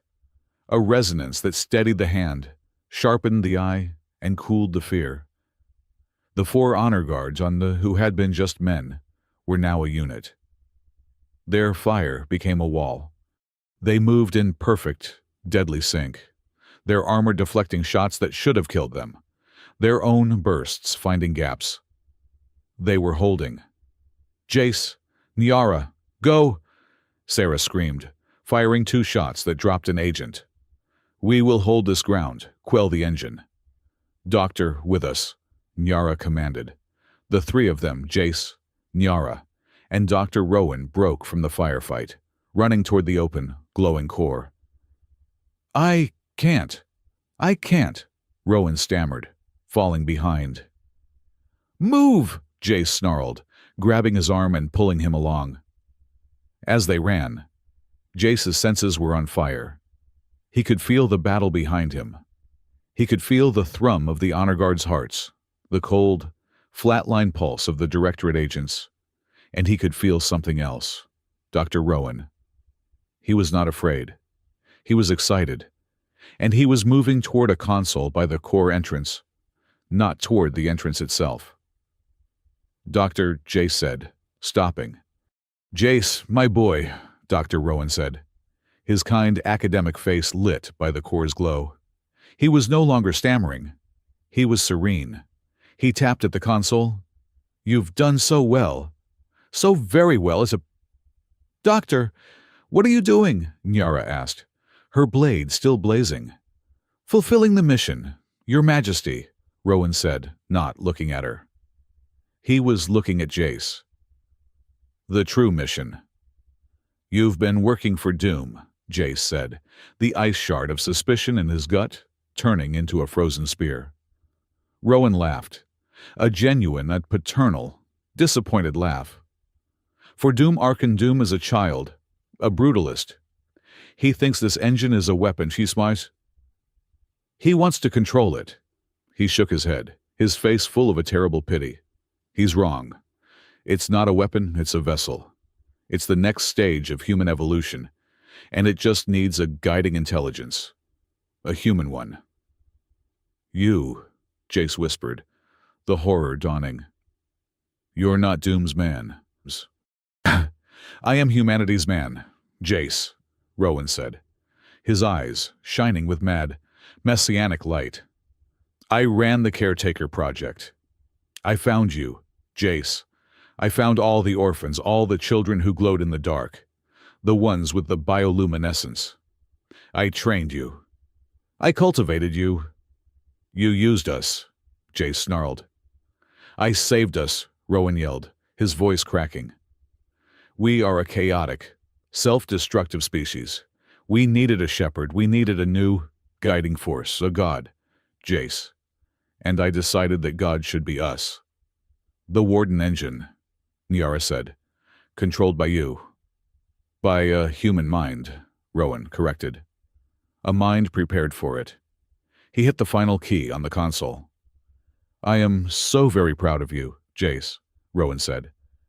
You were always my brightest hope. From the walls of the core, from the floor, a dozen mechanical tendrils, as thick as a man's arm, shot out. Nyara screamed, but she was too far away. The tendrils bypassed her. They were not for her. They were for the key. They wrapped around Jace's arms, his legs, his torso. He was lifted off his feet, the grip impossibly strong. Jace, Nyara screamed. Well, Jace gritted out, the tendrils tightening. This beats a bad cafe. He was dragged, suspended, into the heart of the glowing white tunnel. He was pulled toward a central, dark chamber, the unification chamber. The engine needs its battery, Jace, Rowan called, his voice full in triumph. Arkan Doom wanted to plug you in. Such a brute, I prefer a more symbiotic integration. Jace was pulled into the chamber. It was a sphere of pure data and light. He was held at its center, and then the visions came. They were not his memories. They were data. He saw the file. Project Caretaker. Subject Calder. Jace. Dormant. He saw the test. Hypothesis: extreme emotional trauma grief. Loss will trigger latent catalyst resonance. He saw Ariadne. He saw the accident from a new angle. He saw Cade Rook's ship. But he also saw the other ship, the Directorate Phantom Cruiser, watching from the darkness. He saw the order, signed and sealed, It wasn't Doom's signature. It was Dr. Hal Rowan's. Your family. Rowan's voice echoed in his mind, a data stream directly into his brain. It was a necessary, noble sacrifice for the good of all humanity. You see, Jace, you were always part of a great and terrible purpose. Jace floated in the data sphere. He saw his wife's face. He saw his daughter's. The fake, implanted grief, the test, washed over him, and beneath it, the real grief, the real rage. He was not a battery. He was not a key. He was not a tool. He was a man who had lost everything. Rowan had made one fatal mistake. He believed Jace's power came from a bioluminescence. He believed it was a thing to be measured and used. He was wrong. Jace's power was his humanity. It was his grief. It was his rage. It was his capacity to feel. You wanted me to awaken. Jace's voice, not his physical one, echoed through the chamber, shaking it to its foundations. You wanted me to feel. He let the grief in, all of it, the 3 years of cold, lonely, aching grief. He let the rage in, the rage at Rowan, at Doom, at Rook, at a universe that took his family. He stopped filtering his power. He stopped controlling it. He detonated. The white gold light of the catalyst exploded from him. It was not a glow. It was not a torch. It was a supernova. The unification chamber shattered. The data sphere dissolved. The mechanical tendrils were vaporized, turned to slag. Jace fell to the floor of the tunnel, smoking, his clothes burning, his skin blazing with a light so bright it was painful to look at. He was free. Impossible, Rowan shrieked, falling back from the console as it exploded in a shower of sparks. You were supposed to integrate. I don't integrate well, Jace gasped, pushing himself to one knee. The engine screamed. It was no longer a hum. It was a physical, psychic roar of agony and rage. The core was now hostile. The walls began to close. Nyara was there. She had fought her way past Rowan. Her blade was still blazing. She saw Jace. She saw the closing walls. She saw the dead end. She understood. Jace now. She didn't run to him. She ran with him. She grabbed his blazing hand, the one still crackling with raw, cosmic power. She jammed the hilt of the soul blade between their two palms. Together, she yelled. They stood, back to back, in the collapsing heart of a god machine. He was the torch. She was the crown. And at that moment, they were not two people. They were one will. They slammed their combined power, their concordance, down, not as a key, but as a fist. They plunged the fiery soul blade into the floor of the core. A pulse of pure, unified human will shot through the Warden engine. It was not a command. It was not a code. It was a choice. The entire machine city, 1 trillion tons of metal and logic, froze. Closing walls paused, inches away. The roar of the engine cut to a sudden, absolute silence. The battle outside, the sounds of Sarah and her team, vanished. Everything stopped. Jace and Nyara stood in the sudden, echoing silence, their light the only thing moving in a world of frozen, divine machinery. They had not destroyed it. They had not controlled it. They had, for a few, precious seconds, paused it. They had given themselves a chance. The silence of the pause machine was absolute. Jace and Nyara stood in the heart of the core, the only two living or breathing things in a frozen universe of metal and logic. The light from the soul blade, jammed into the floor, pulsed with the rhythm of their two hearts, a defiant beacon in the belly of a dead god. Then, the god machine blinked.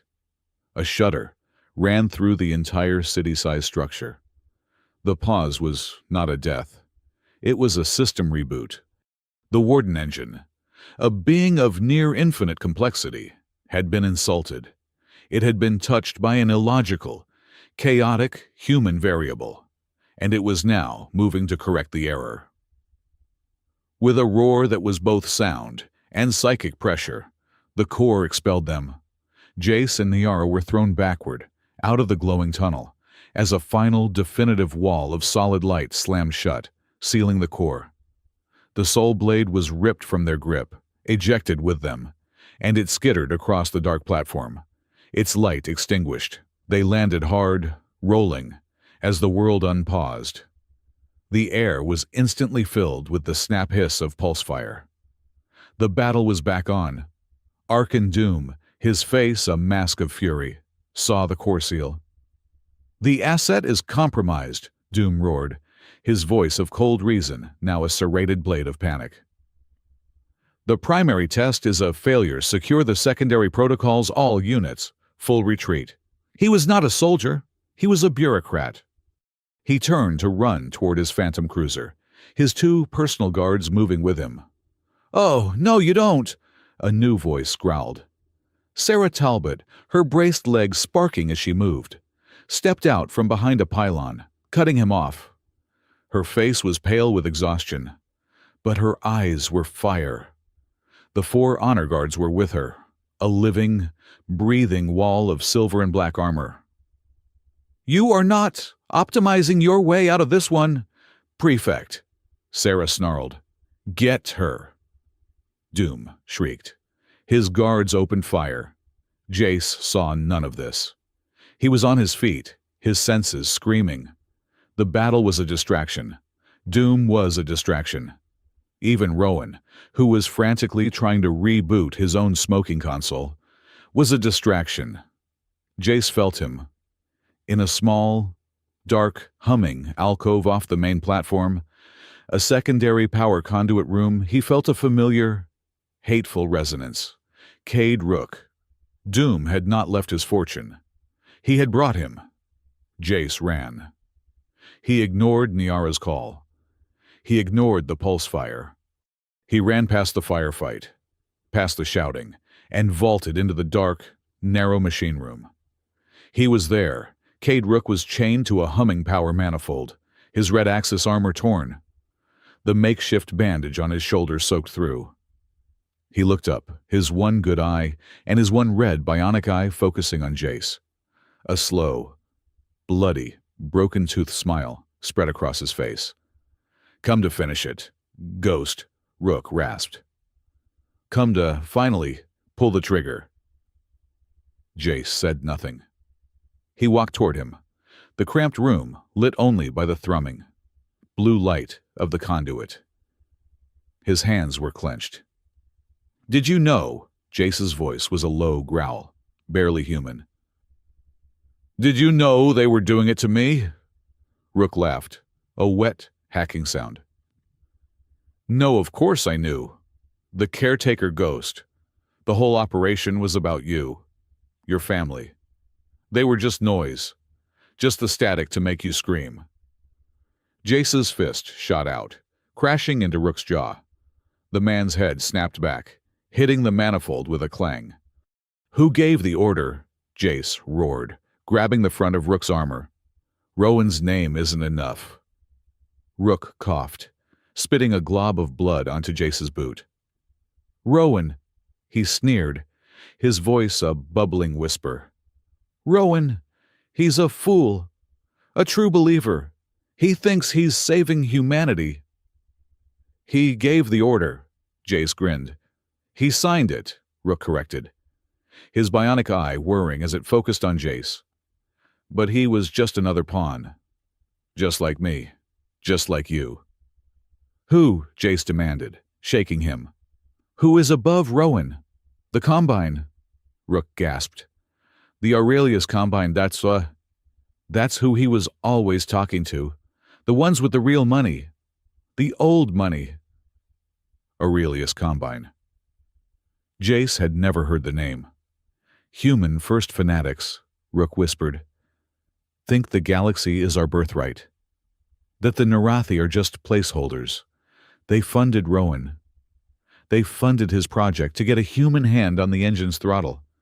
They want a human god, and Rowan just wanted to be the one to build it.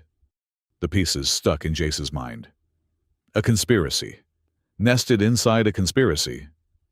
They used him, Rook summarized, a terrible final clarity in his voice. He used me. And each of them used you, your wife, your daughter. He looked Jace square in the eye. So kill me. Avenge them. Be the animal. Be the ghost they all think you are. Do it. Rook closed his eyes, his sneer still in place. He was ready. He was taunting Jace, trying to drag him down into the same pit. Jace looked at the man. He saw the pathetic, broken, hateful tool who had captained the ship that murdered his family. He saw Alara's face, her hand waving. He saw Maya's laugh. His hand rose. His fist clenched. The rage was a white-hot, blinding sun, filling his vision. He wanted to. Gods, how he wanted to. He let out a long, ragged breath. The rage did not vanish. It settled. It cooled.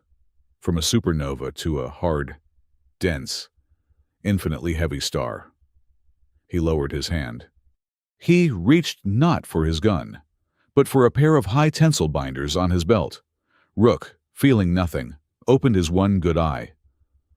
What are you?" Jace snapped the binder around Rook's wrist, chaining him to the manifold. "No!" His voice was clear, cold, unbroken. "You don't get a ghost's revenge. You don't get a soldier's death. You don't get anything." He cinched the second binder. "You get a trial. You get a cell. You get to live, and you get to answer every single day for the noise you made." He had made his choice. Moral discipline. He was not a tool.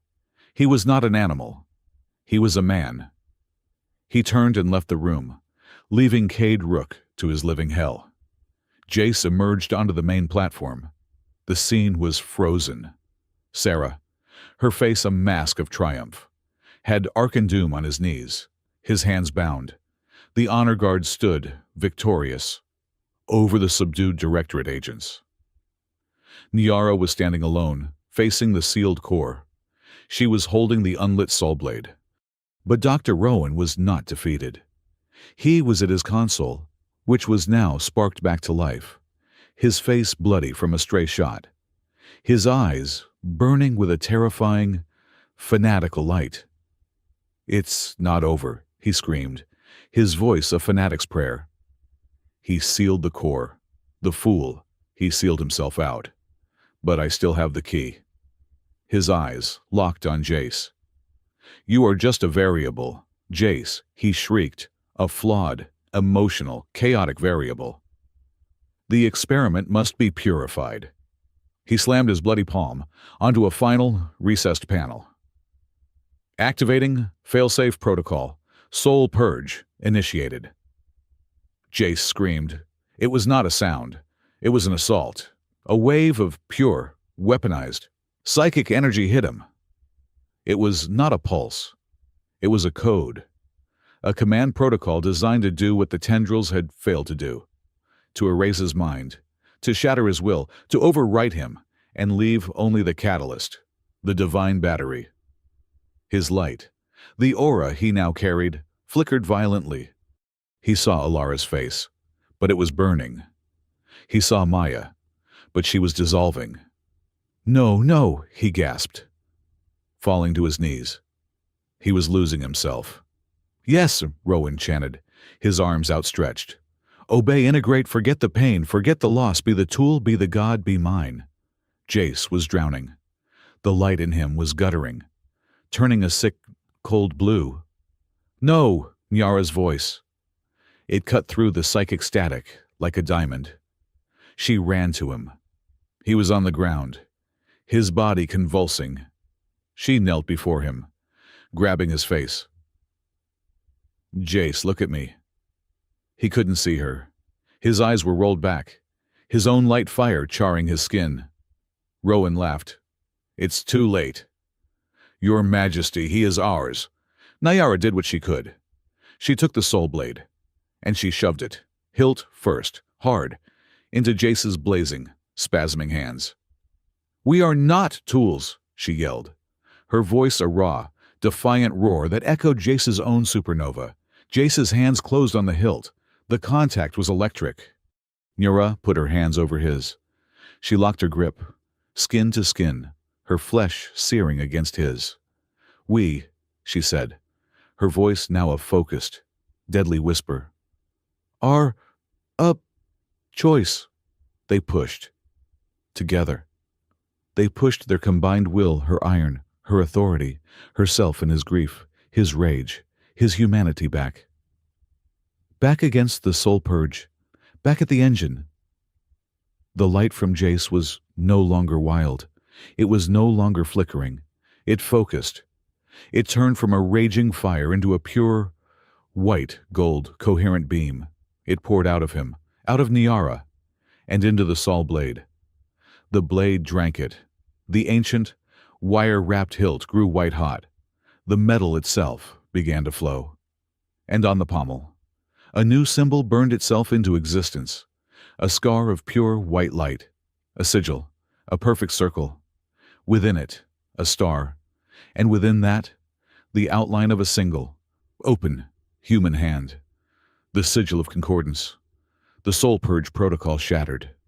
The psychic wave reversed, slamming back into Rowan's console, which exploded with the force of a bomb, throwing the doctor back against the wall, where he slumped, unconscious.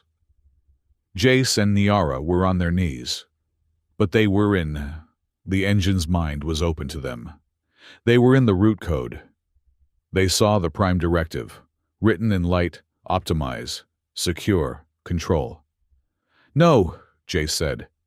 His voice echoed, not in the room, but in their minds. It was the engine's voice. We are the new directive, Nyara said, her voice joining his, a perfect harmony. And together, in the heart of the machine's mind, they wrote the new law. The first law. You will protect life. All life.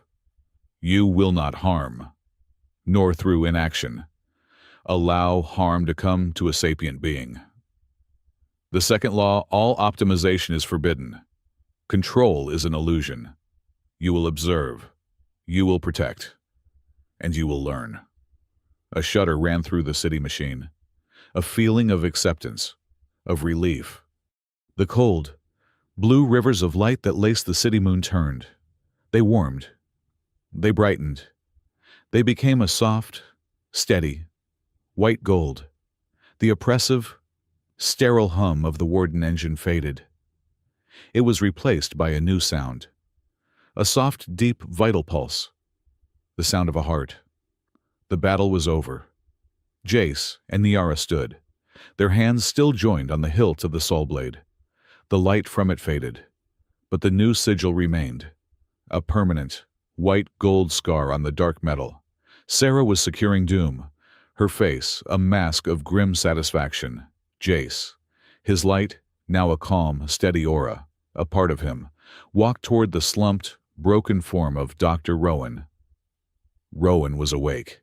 He was staring at the now golden lights of the chamber. No, he whispered. My work, my life's work, it's corrupted. Jace stood over him. He raised the soul blade, its new sigil seeming to watch, an eye of judgment. He placed the tip of the blade, still warm, under Rowan's chin. He looked into the eyes of the architect of his pain, the man who had signed the order, the man who had murdered his wife and child for an experiment. They were a necessary sacrifice, Rowan whimpered. Tears of failure, not remorse, streaming down his face. For humanity, Jace's hand trembled. He saw Alara's smile. He saw Maya waving. He saw the cold, empty 3 years. He wanted this. He deserved this. One thrust, one final. Just act. His thumb brushed the activation stud, and he stopped. He took a long, deep breath. He pulled the sword back. No. The word was quiet, but it was louder than the entire battle. No more sacrifices, Jace said, his voice clear. No more necessary deaths. He sheathed the soul blade with a final, definitive hiss. You will not be a martyr, he told the weeping old man. You will be a prisoner. You will stand trial. You will live, and you will answer. To everyone. He turned his back on the man. Revenge was easy. Justice was hard. And it was better. It's over, he told Nyara. No, Ardenvale said, his voice quiet. He was standing at a console, one that had lit up, unbidden. I believe it is just beginning. The Warden engine, now operating under its new, benevolent directive, was helping. It was showing them the truth. It was opening the files that Doom and Rowan had been trying to access. A red file, buried for 10,000 years. A new hologram shimmered in the center of the platform. It was a history log. It showed a group of ancient humans, in ships that were barely star-worthy. They were meeting a single, regal Narathi, a prince. The Aurelius Combine Founding Protocol, Arden read, his voice shaking. They watched, horrified, as the log played. The Combine gave the Narathi the plans for the Warden engine. It was a joint project, a secret alliance from the very birth of the Imperium, to stabilize the galaxy with a hidden, mechanical fist. The log ended. It showed the ceremonial forging of the first Soul Blade, a gift from the Aurelius Combine to the Narathi royal line. The hologram zoomed in, on the hilt, on the ancient original pommel, and carved, deep into the metal, was the stylized, unmistakable, perfect symbol of an obsidian rose. Jace and Nyara stared at the image, the symbol of the red axis, the symbol of the Obsidian Directorate. It had been on the Imperium's most sacred relic from the very beginning. Conspiracy was no shadow hiding in the Empire. It was the foundation. Nyara looked at the blade on her own hip, the one with Jace's new, shining sigil. Then she looked at Jace. The silence that fell was 1,000 times more terrifying than the battle had ever been. The return from the vault of Legrand was a limping, haunted, and profoundly silent journey. The Aegis was a wounded animal. Its hull was scarred, its systems weeping energy, its corridors still echoing with the psychic and physical trauma of the Warden engine. The prisoners were a heavier weight than the damage. Arkandoom, stripped of his rank and his arrogance, sat in a sealed cell, his cold pragmatism shattered, replaced by a terrifying, empty void. Cade Rook was in the brig, his wounds treated, his one good eye staring at a bulkhead, a man already in his own grave. And Dr. Hal Rowan, the architect of Jace's pain, was in a medical stasis pod. He was a broken, raving thing, his mind fractured by the reversed soul purge. His fanaticism now just a stream of incoherent, terrified whispers about corrupted gods. The change in the galaxy was palpable. Even in the dead, recycled air of the ship, the shouting was gone. For his entire adult life, Jace had felt a low-level, background static in his mind.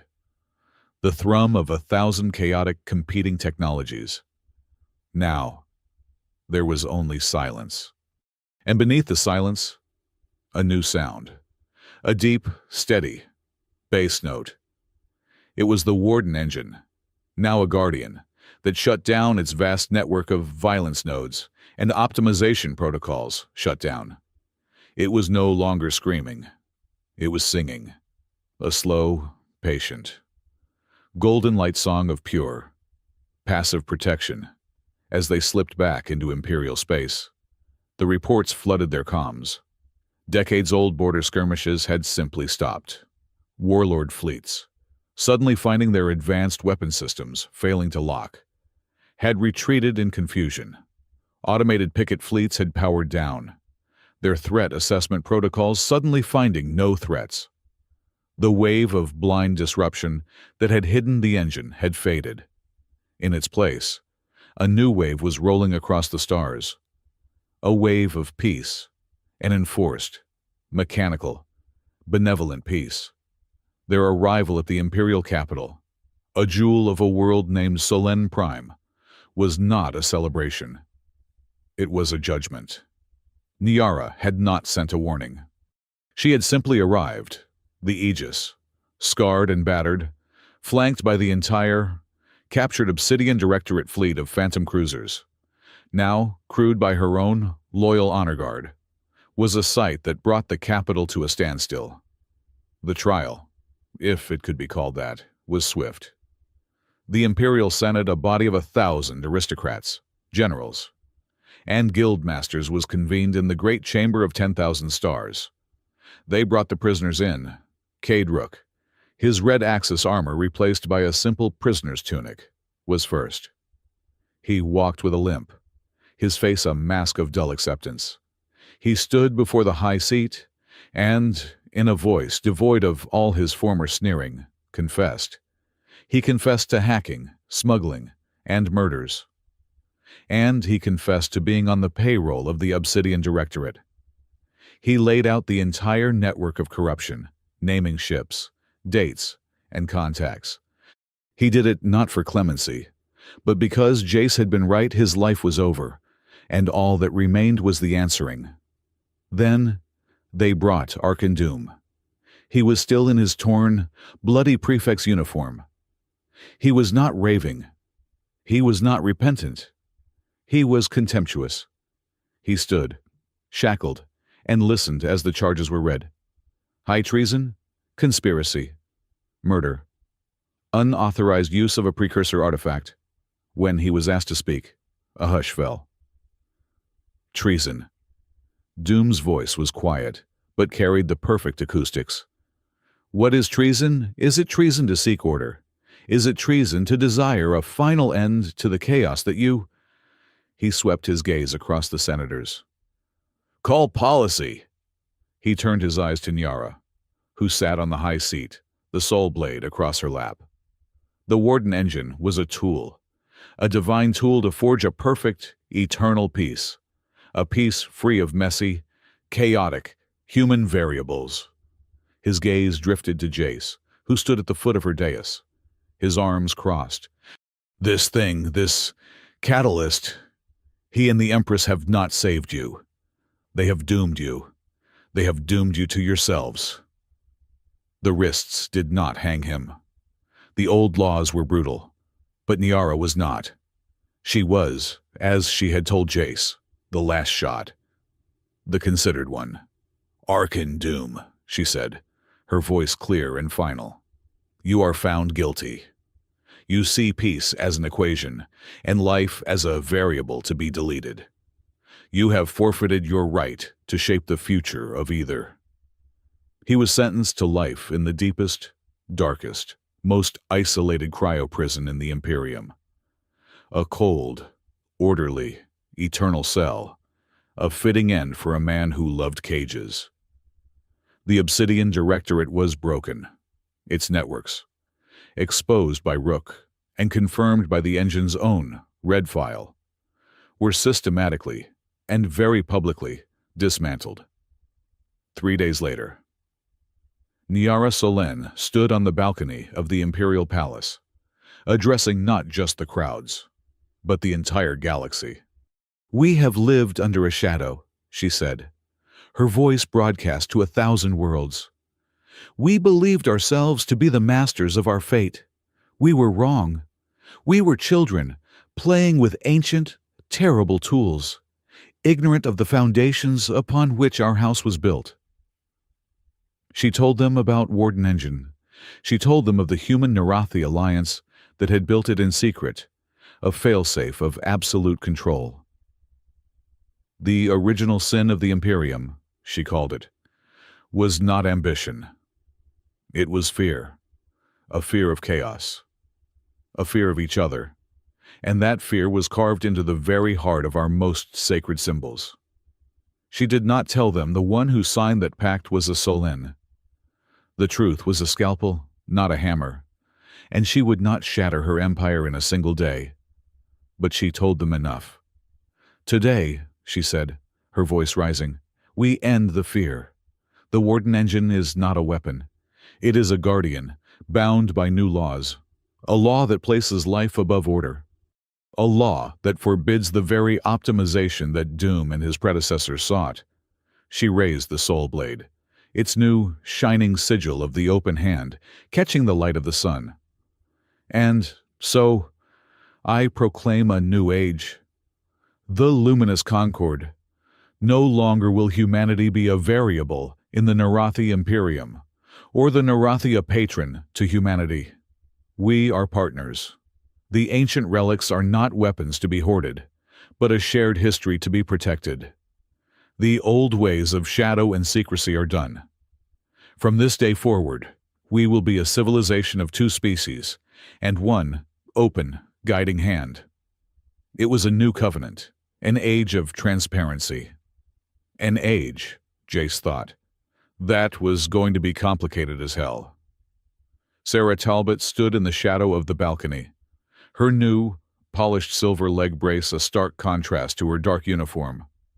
She had watched the speech, her expression unreadable. 2 days later, Nyara summoned her to the private strategy room. Jace was there, nursing a cup of surprisingly good palace-grown tea. Captain Talbot, Nyara began. It's just Syrah, Majesty, she said. I am still. You are, Nyara interrupted, her voice kind. The woman who held the line, the woman who saved her Empress not from a sense of protocol, but from a sense of self. Nyara walked to a display case. She removed a new, silver-white insignia, that of a commander. The honor guard was built on a lie. Sarah, Nyara said. The same lie as the Saul blade. Blind obedience to a symbol. I am disbanding them.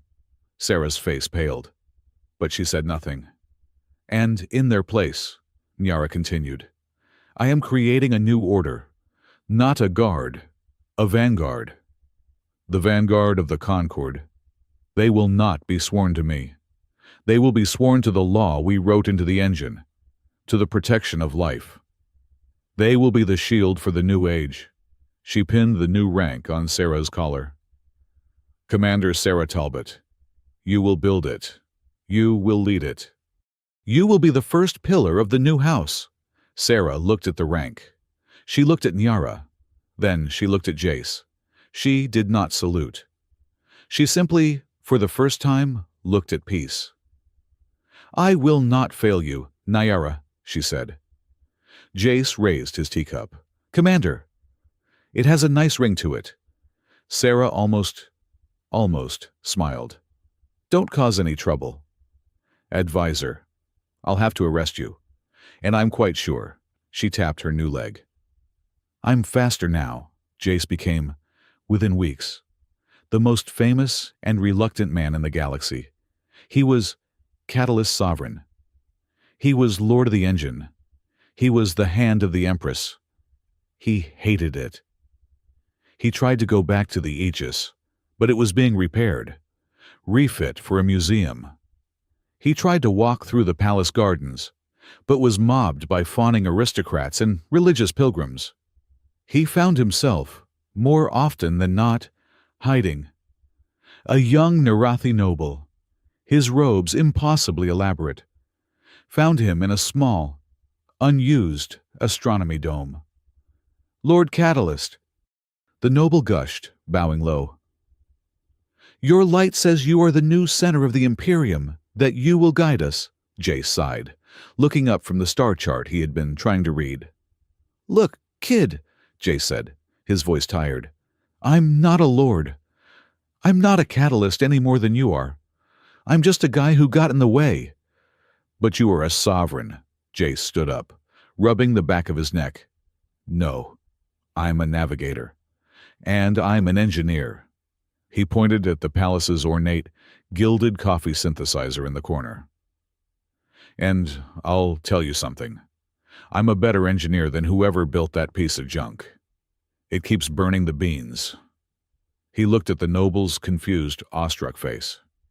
"I still make better coffee," Jace said, with a weary, patient smile. "Then I rule."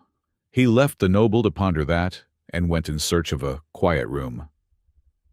He found it, finally, in Niara's private study. It was late. The city, the palace, was asleep. The celebrations were over.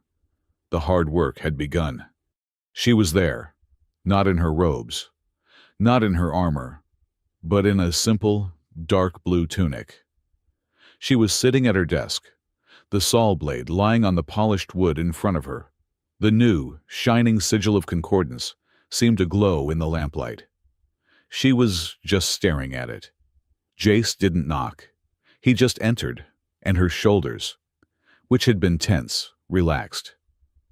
He walked to the small kitchenette in the corner of her study and began to grind the small and precious bag of real coffee beans he had, by sheer force of his new reputation. Acquired from the guildmaster's private stash, the sound of the grinder was the only sound in the room. "They're calling you sovereign," she said, her voice quiet. "They're idiots," he replied, not looking up. "I'm not a sovereign. I'm a janitor. You two," he nodded at her in the blade, "broke the galaxy. I'm the one who has to figure out how to clean it up." He was joking, but they both knew he was only half joking.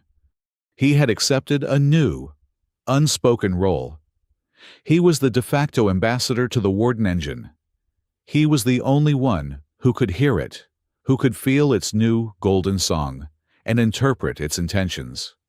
He was, as he had always been, a caretaker. He finished preparing the 2 cups. Gravity dripped, the aroma rich and dark. He placed 1 cup in front of her. She looked at the dark, bitter liquid. She looked at the blade on the desk. She looked at him. Her face was open, vulnerable, the mask of the Empress gone. She was just Niara. "Jace," she said, her voice so soft it was almost lost. "Are you alone, human?" The question hung in the air, the same question she had asked him in the dark cold cell on Blackglass Station. The question that had cracked his soul open. He looked at her. He saw the woman who had stood with him, the woman who had shoved the blade into his hand and yelled, "We are not tools!" The woman who carried the weight of 1,000 worlds, and who was, in her own way, just as solitary as he had been. He put his hand on the desk, next to hers. "No," Jace said, his voice a low, warm rasp. He gave her that same, small, lopsided smile she had first seen in the cockpit of the Aegis. "Not if you still like bitter coffee." She let out a breath, a sound of such profound, exhausted relief it was almost a laugh. Her hand, which had been resting near the hilt of the blade, slid across the desk, and her fingers brushed his. They sat in silence. They were not, he knew, a storybook romance. She was an empress. He was he was Jace. She had an empire to rebuild, a new age to define. He had a god machine to babysit. It was not a love of passion and lost titles. It was a mature love. A love of 2 independent, sovereign people who had found their equal. A love that was an alliance, a partnership. She would be the Empress of the Imperium, and he would be the caretaker of the engine. They were the 2 pillars of the new, luminous Concord, and that, he thought, was much better. He picked up his coffee, but as he looked at the saw blade on the desk, he saw the new, shining sigil, and he remembered the other image, the hologram, the one of the original blades, the one with the obsidian rose. The Warden engine was calm, Doom was imprisoned, Rowan was broken. The Directorate was scattered. But the Aurelius Combine, the ancient, human-first shadow that had put the rose on the blade in the first place, was still out there. The war was over. But the true, historical, foundational enemy had not yet shown its face. Jace Cien. It was bitter. And it was perfect. The fight was done. The real fight was just beginning. The Shrine Grid Asterion was a tomb, but it was no longer a cold one. 6 weeks after Arkan Doom's trial, Jace Calder and Nyara Solena returned. They came alone on the Aegis, which had been repaired, but still bore the scars of its journey on its hull, like a badge of honor.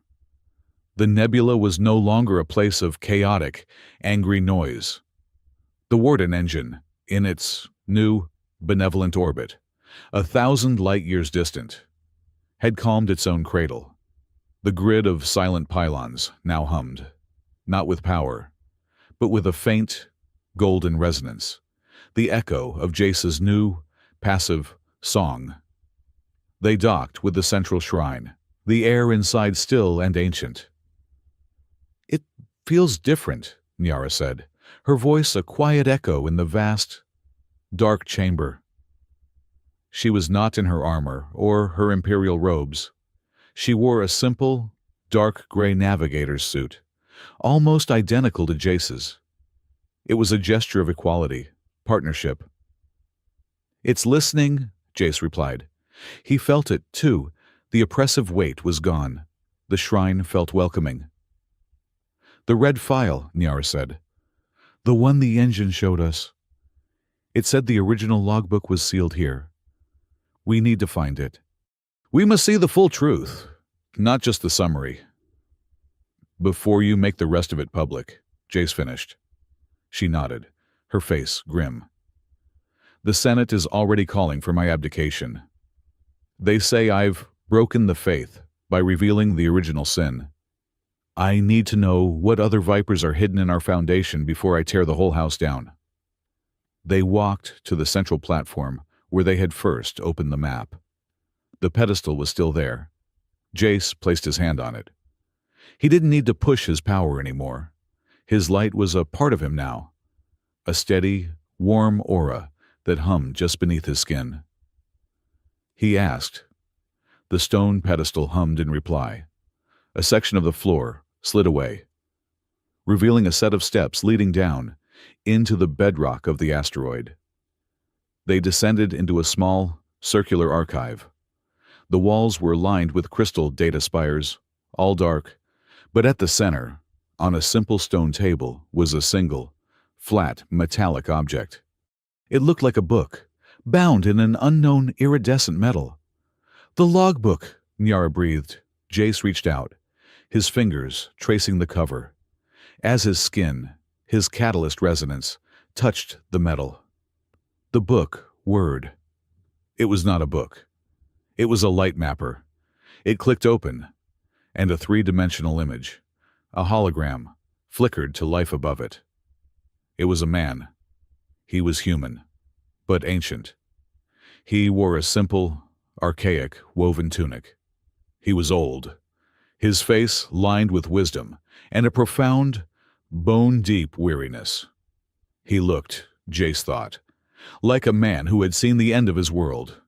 The man began to speak. His voice was a soft, synthesized translation, but the feeling behind it was real. "Log entry 1, the man said. "My name is Aurelius.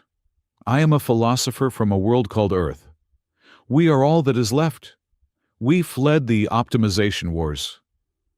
We fled the machine minds we built, the ones that saved us by caging us. We have come to this new galaxy, this place of the Nerathi. Seeking a new beginning." Jace and Nyara stared, frozen. "The Nerathi are a young, vibrant, passionate species," Aurelius continued, the hologram flickering. "But we have seen their future. We see the same flaws, the same chaos, same seed of self-destruction. We cannot let it happen again. We cannot let another galaxy fall to itself." The scene changed.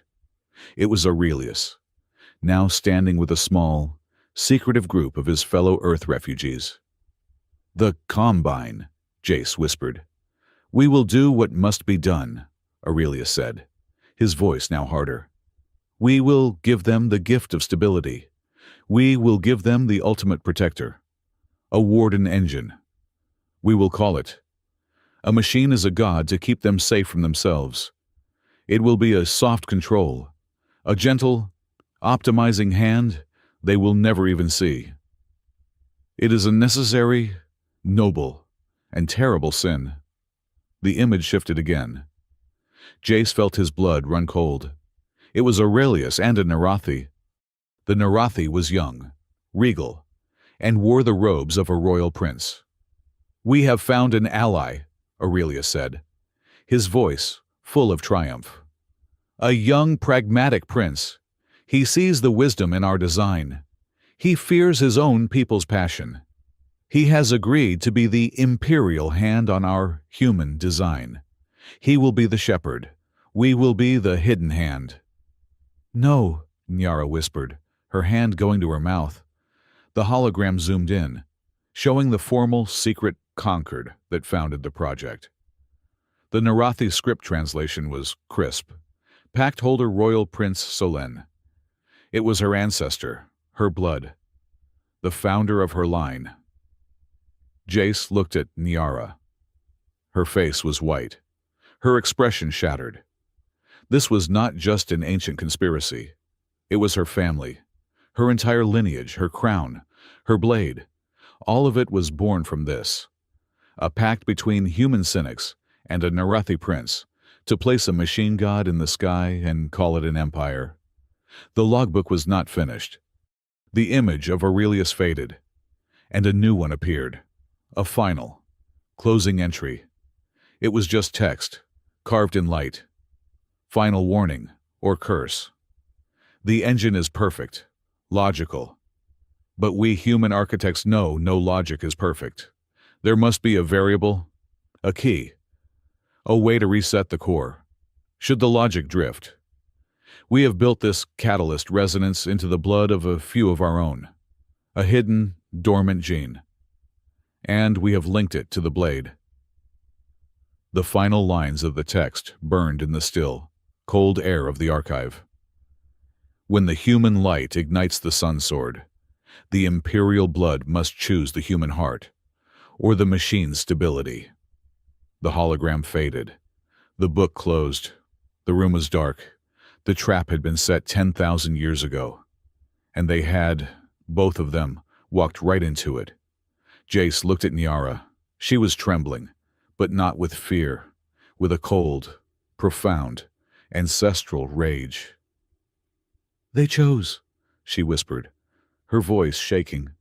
"My ancestor looked at his own people, at their passion, their life, and he was afraid of it. He chose a machine. He chose control." She looked up at Jace, her eyes, the color of 1,000,000,000 distant suns, now clear and hard as diamonds.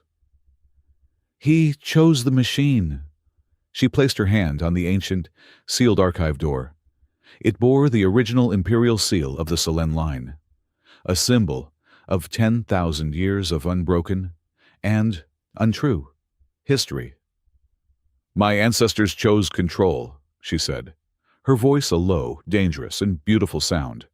"I choose the human." 6 weeks after Arkandum's trial, Jace Calder and Nyara Solen returned. They came alone on the Aegis, which had been repaired, but still bore the scars of its journey on its hull, like a badge of honor. The nebula was no longer a place of chaotic, angry noise. The Warden engine, in its new, benevolent orbit 1,000 light-years distant, had calmed its own cradle. The grid of silent pylons now hummed, not with power, but with a faint, golden resonance, the echo of Jace's new passive song. They docked with a central shrine, the air inside still and ancient. "It feels different," Nyara said, her voice a quiet echo in the vast, dark chamber. She was not in her armor or her imperial robes. She wore a simple, dark gray navigator's suit, almost identical to Jace's. It was a gesture of equality, partnership. "It's listening," Jace replied. He felt it, too. The oppressive weight was gone. The shrine felt welcoming. "The red file," Nyara said. "The one the engine showed us. It said the original logbook was sealed here. We need to find it. We must see the full truth. Not just the summary. Before you make the rest of it public," Jace finished. She nodded, her face grim. "The Senate is already calling for my abdication. They say I've broken the faith by revealing the original sin. I need to know what other vipers are hidden in our foundation before I tear the whole house down." They walked to the central platform, where they had first opened the map. The pedestal was still there. Jace placed his hand on it. He didn't need to push his power anymore. His light was a part of him now, a steady, warm aura that hummed just beneath his skin. He asked. The stone pedestal hummed in reply. A section of the floor slid away, revealing a set of steps leading down into the bedrock of the asteroid. They descended into a small, circular archive. The walls were lined with crystal data spires, all dark. But at the center, on a simple stone table, was a single, flat, metallic object. It looked like a book, bound in an unknown, iridescent metal. "The logbook," Nyara breathed. Jace reached out, his fingers tracing the cover. As his skin, his catalyst resonance, touched the metal, the book word, it was not a book, it was a light mapper. It clicked open, and a three-dimensional image, a hologram, flickered to life above it. It was a man. He was human, but ancient. He wore a simple, archaic, woven tunic. He was old, his face lined with wisdom, and a profound, bone-deep weariness. He looked, Jace thought, like a man who had seen the end of his world. The man began to speak. His voice was a soft, synthesized translation, but the feeling behind it was real. "Log entry 1, the man said. "My name is Aurelius. I am a philosopher from a world called Earth. We are all that is left. We fled the optimization wars. We fled the machine minds we built, the ones that saved us by caging us. We have come to this new galaxy, this place of the Narathi, seeking a new beginning." Jace and Nyara stared, frozen. "The Narathi are a young, vibrant, passionate species," Aurelius continued, the hologram flickering. "But we have seen their future. We see the same flaws, the same chaos, same seed of self-destruction. We cannot let it happen again. We cannot let another galaxy fall to itself." The scene changed. It was Aurelius, now standing with a small, secretive group of his fellow Earth refugees. "The Combine," Jace whispered. "We will do what must be done," Aurelius said, his voice now harder. "We will give them the gift of stability. We will give them the ultimate protector. A warden engine, we will call it. A machine is a god to keep them safe from themselves.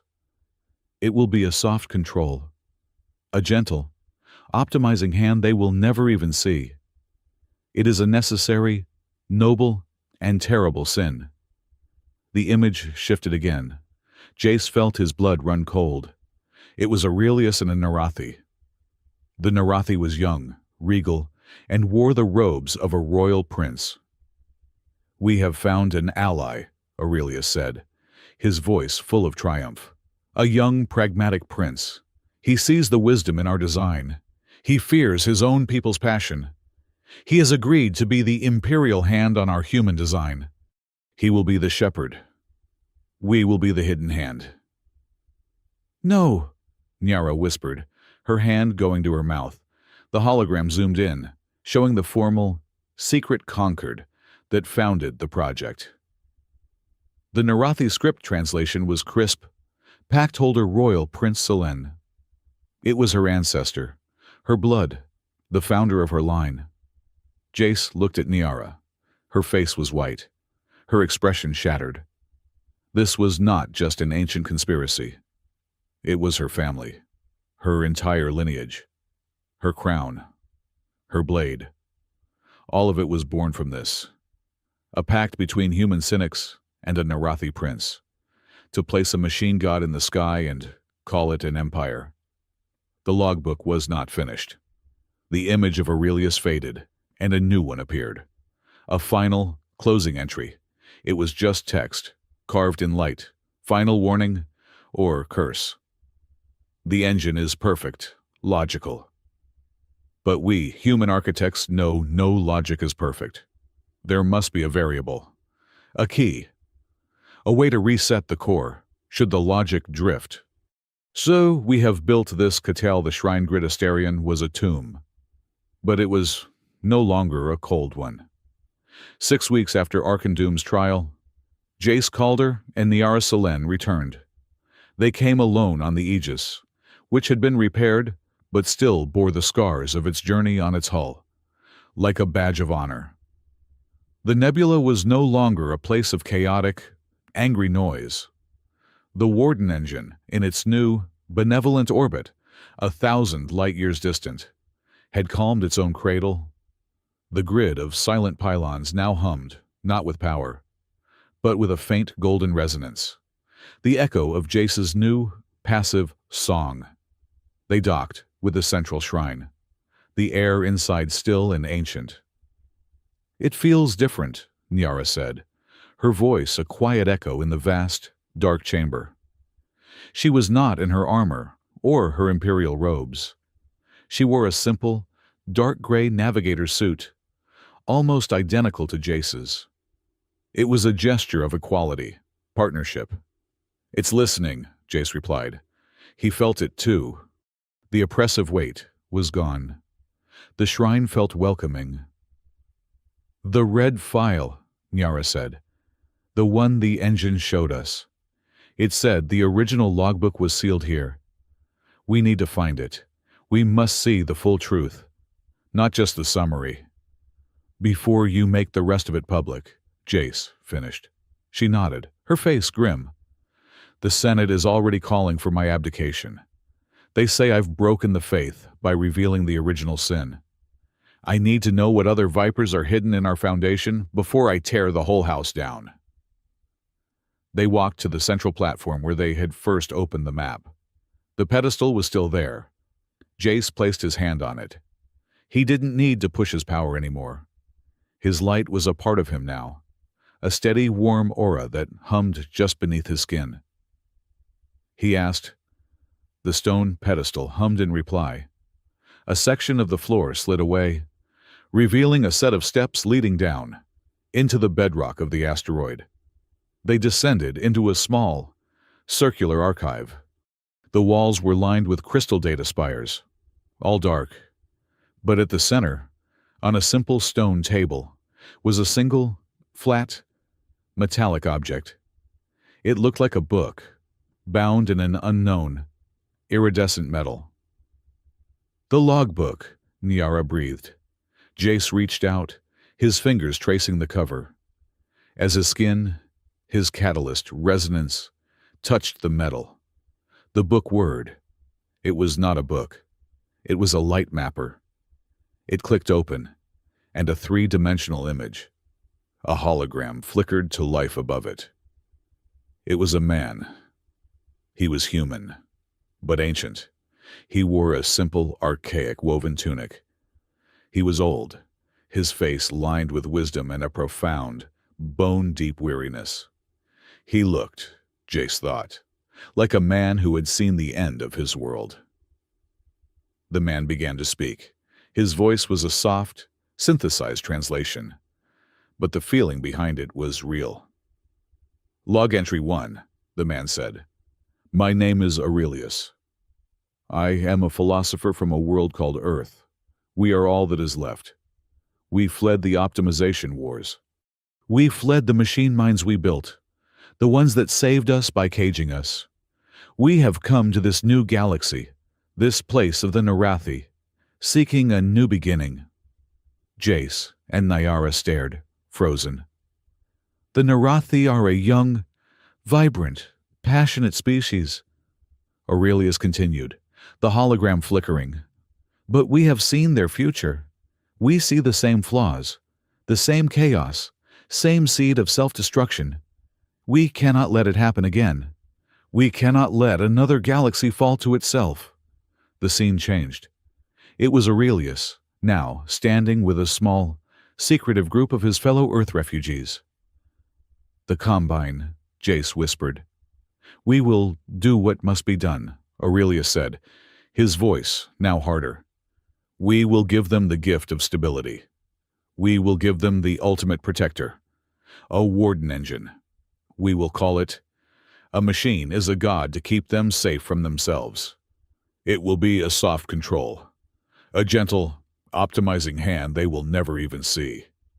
It is a necessary noble and terrible sin. The image shifted again. Jace felt his blood run cold.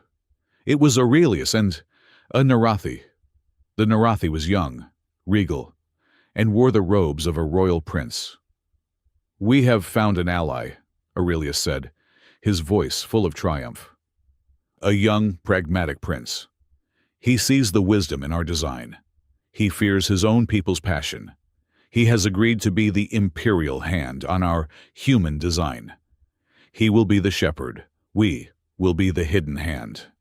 No, Nyara whispered, her hand going to her mouth. The hologram zoomed in, showing the formal, secret Concord that founded the project. The Narathi script translation was crisp. Pact holder, Royal Prince Selene. It was her ancestor. Her blood. The founder of her line. Jace looked at Nyara. Her face was white, her expression shattered. This was not just an ancient conspiracy. It was her family, her entire lineage, her crown, her blade. All of it was born from this.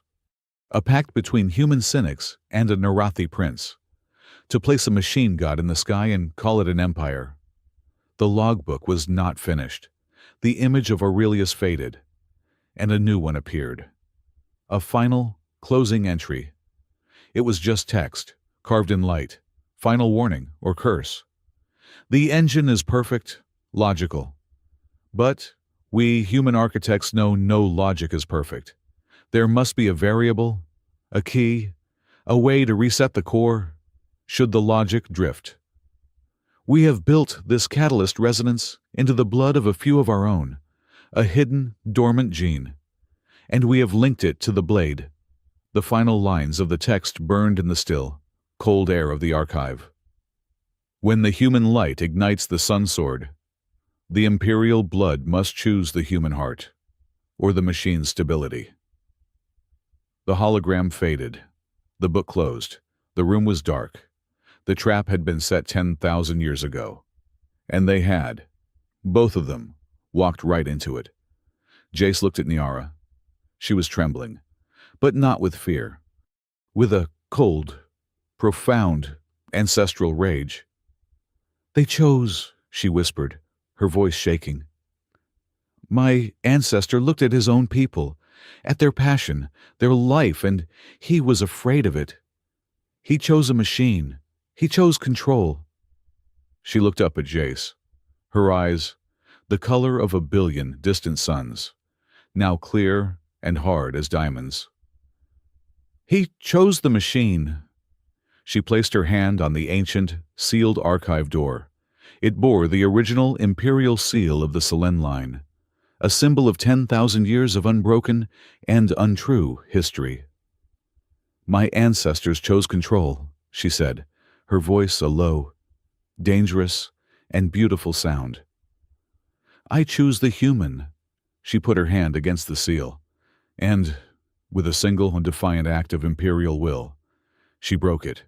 The ancient royal seal cracked, the stone splintering. It was a symbolic act, but it was the loudest sound Jace had ever heard. She was not just breaking a seal. She was breaking her bloodline. She was choosing to make this truth public, to face the political firestorm, to abdicate if she had to, rather than rule on a throne built of lies. They were wrong, Jay said, his voice quiet as he stood beside her. Aurelius, Rowan Doom. They were all smart men, and they were all terrified. They were so afraid of human chaos that they kept building bigger cages. He looked at the broken seal, then her. His past no longer haunted his face, but illuminated by a new, hard-won purpose. You can't optimize people, he said. It's the one thing that doesn't work. The chaos, the mistakes, the grief that's us. That's why we're valuable. We're not variables to be purified. We're the whole point. The lesson he had learned in blood. We need a new law, Jay said, his voice gaining strength. Not just for the engine, for all of them. For every ancient, terrible, perfect machine we find from now on. He took her hand. I call it the Caretaker's Declaration. Any machine with the power to optimize or control a sapient life must have a human check, a person, a real, living, breathing, flawed person, in the loop. No more blind faith in the machine. No more perfect systems. From now on, every god we build needs a human heart to tell it no. Nyara looked at their joined hands. She saw his new, clear purpose.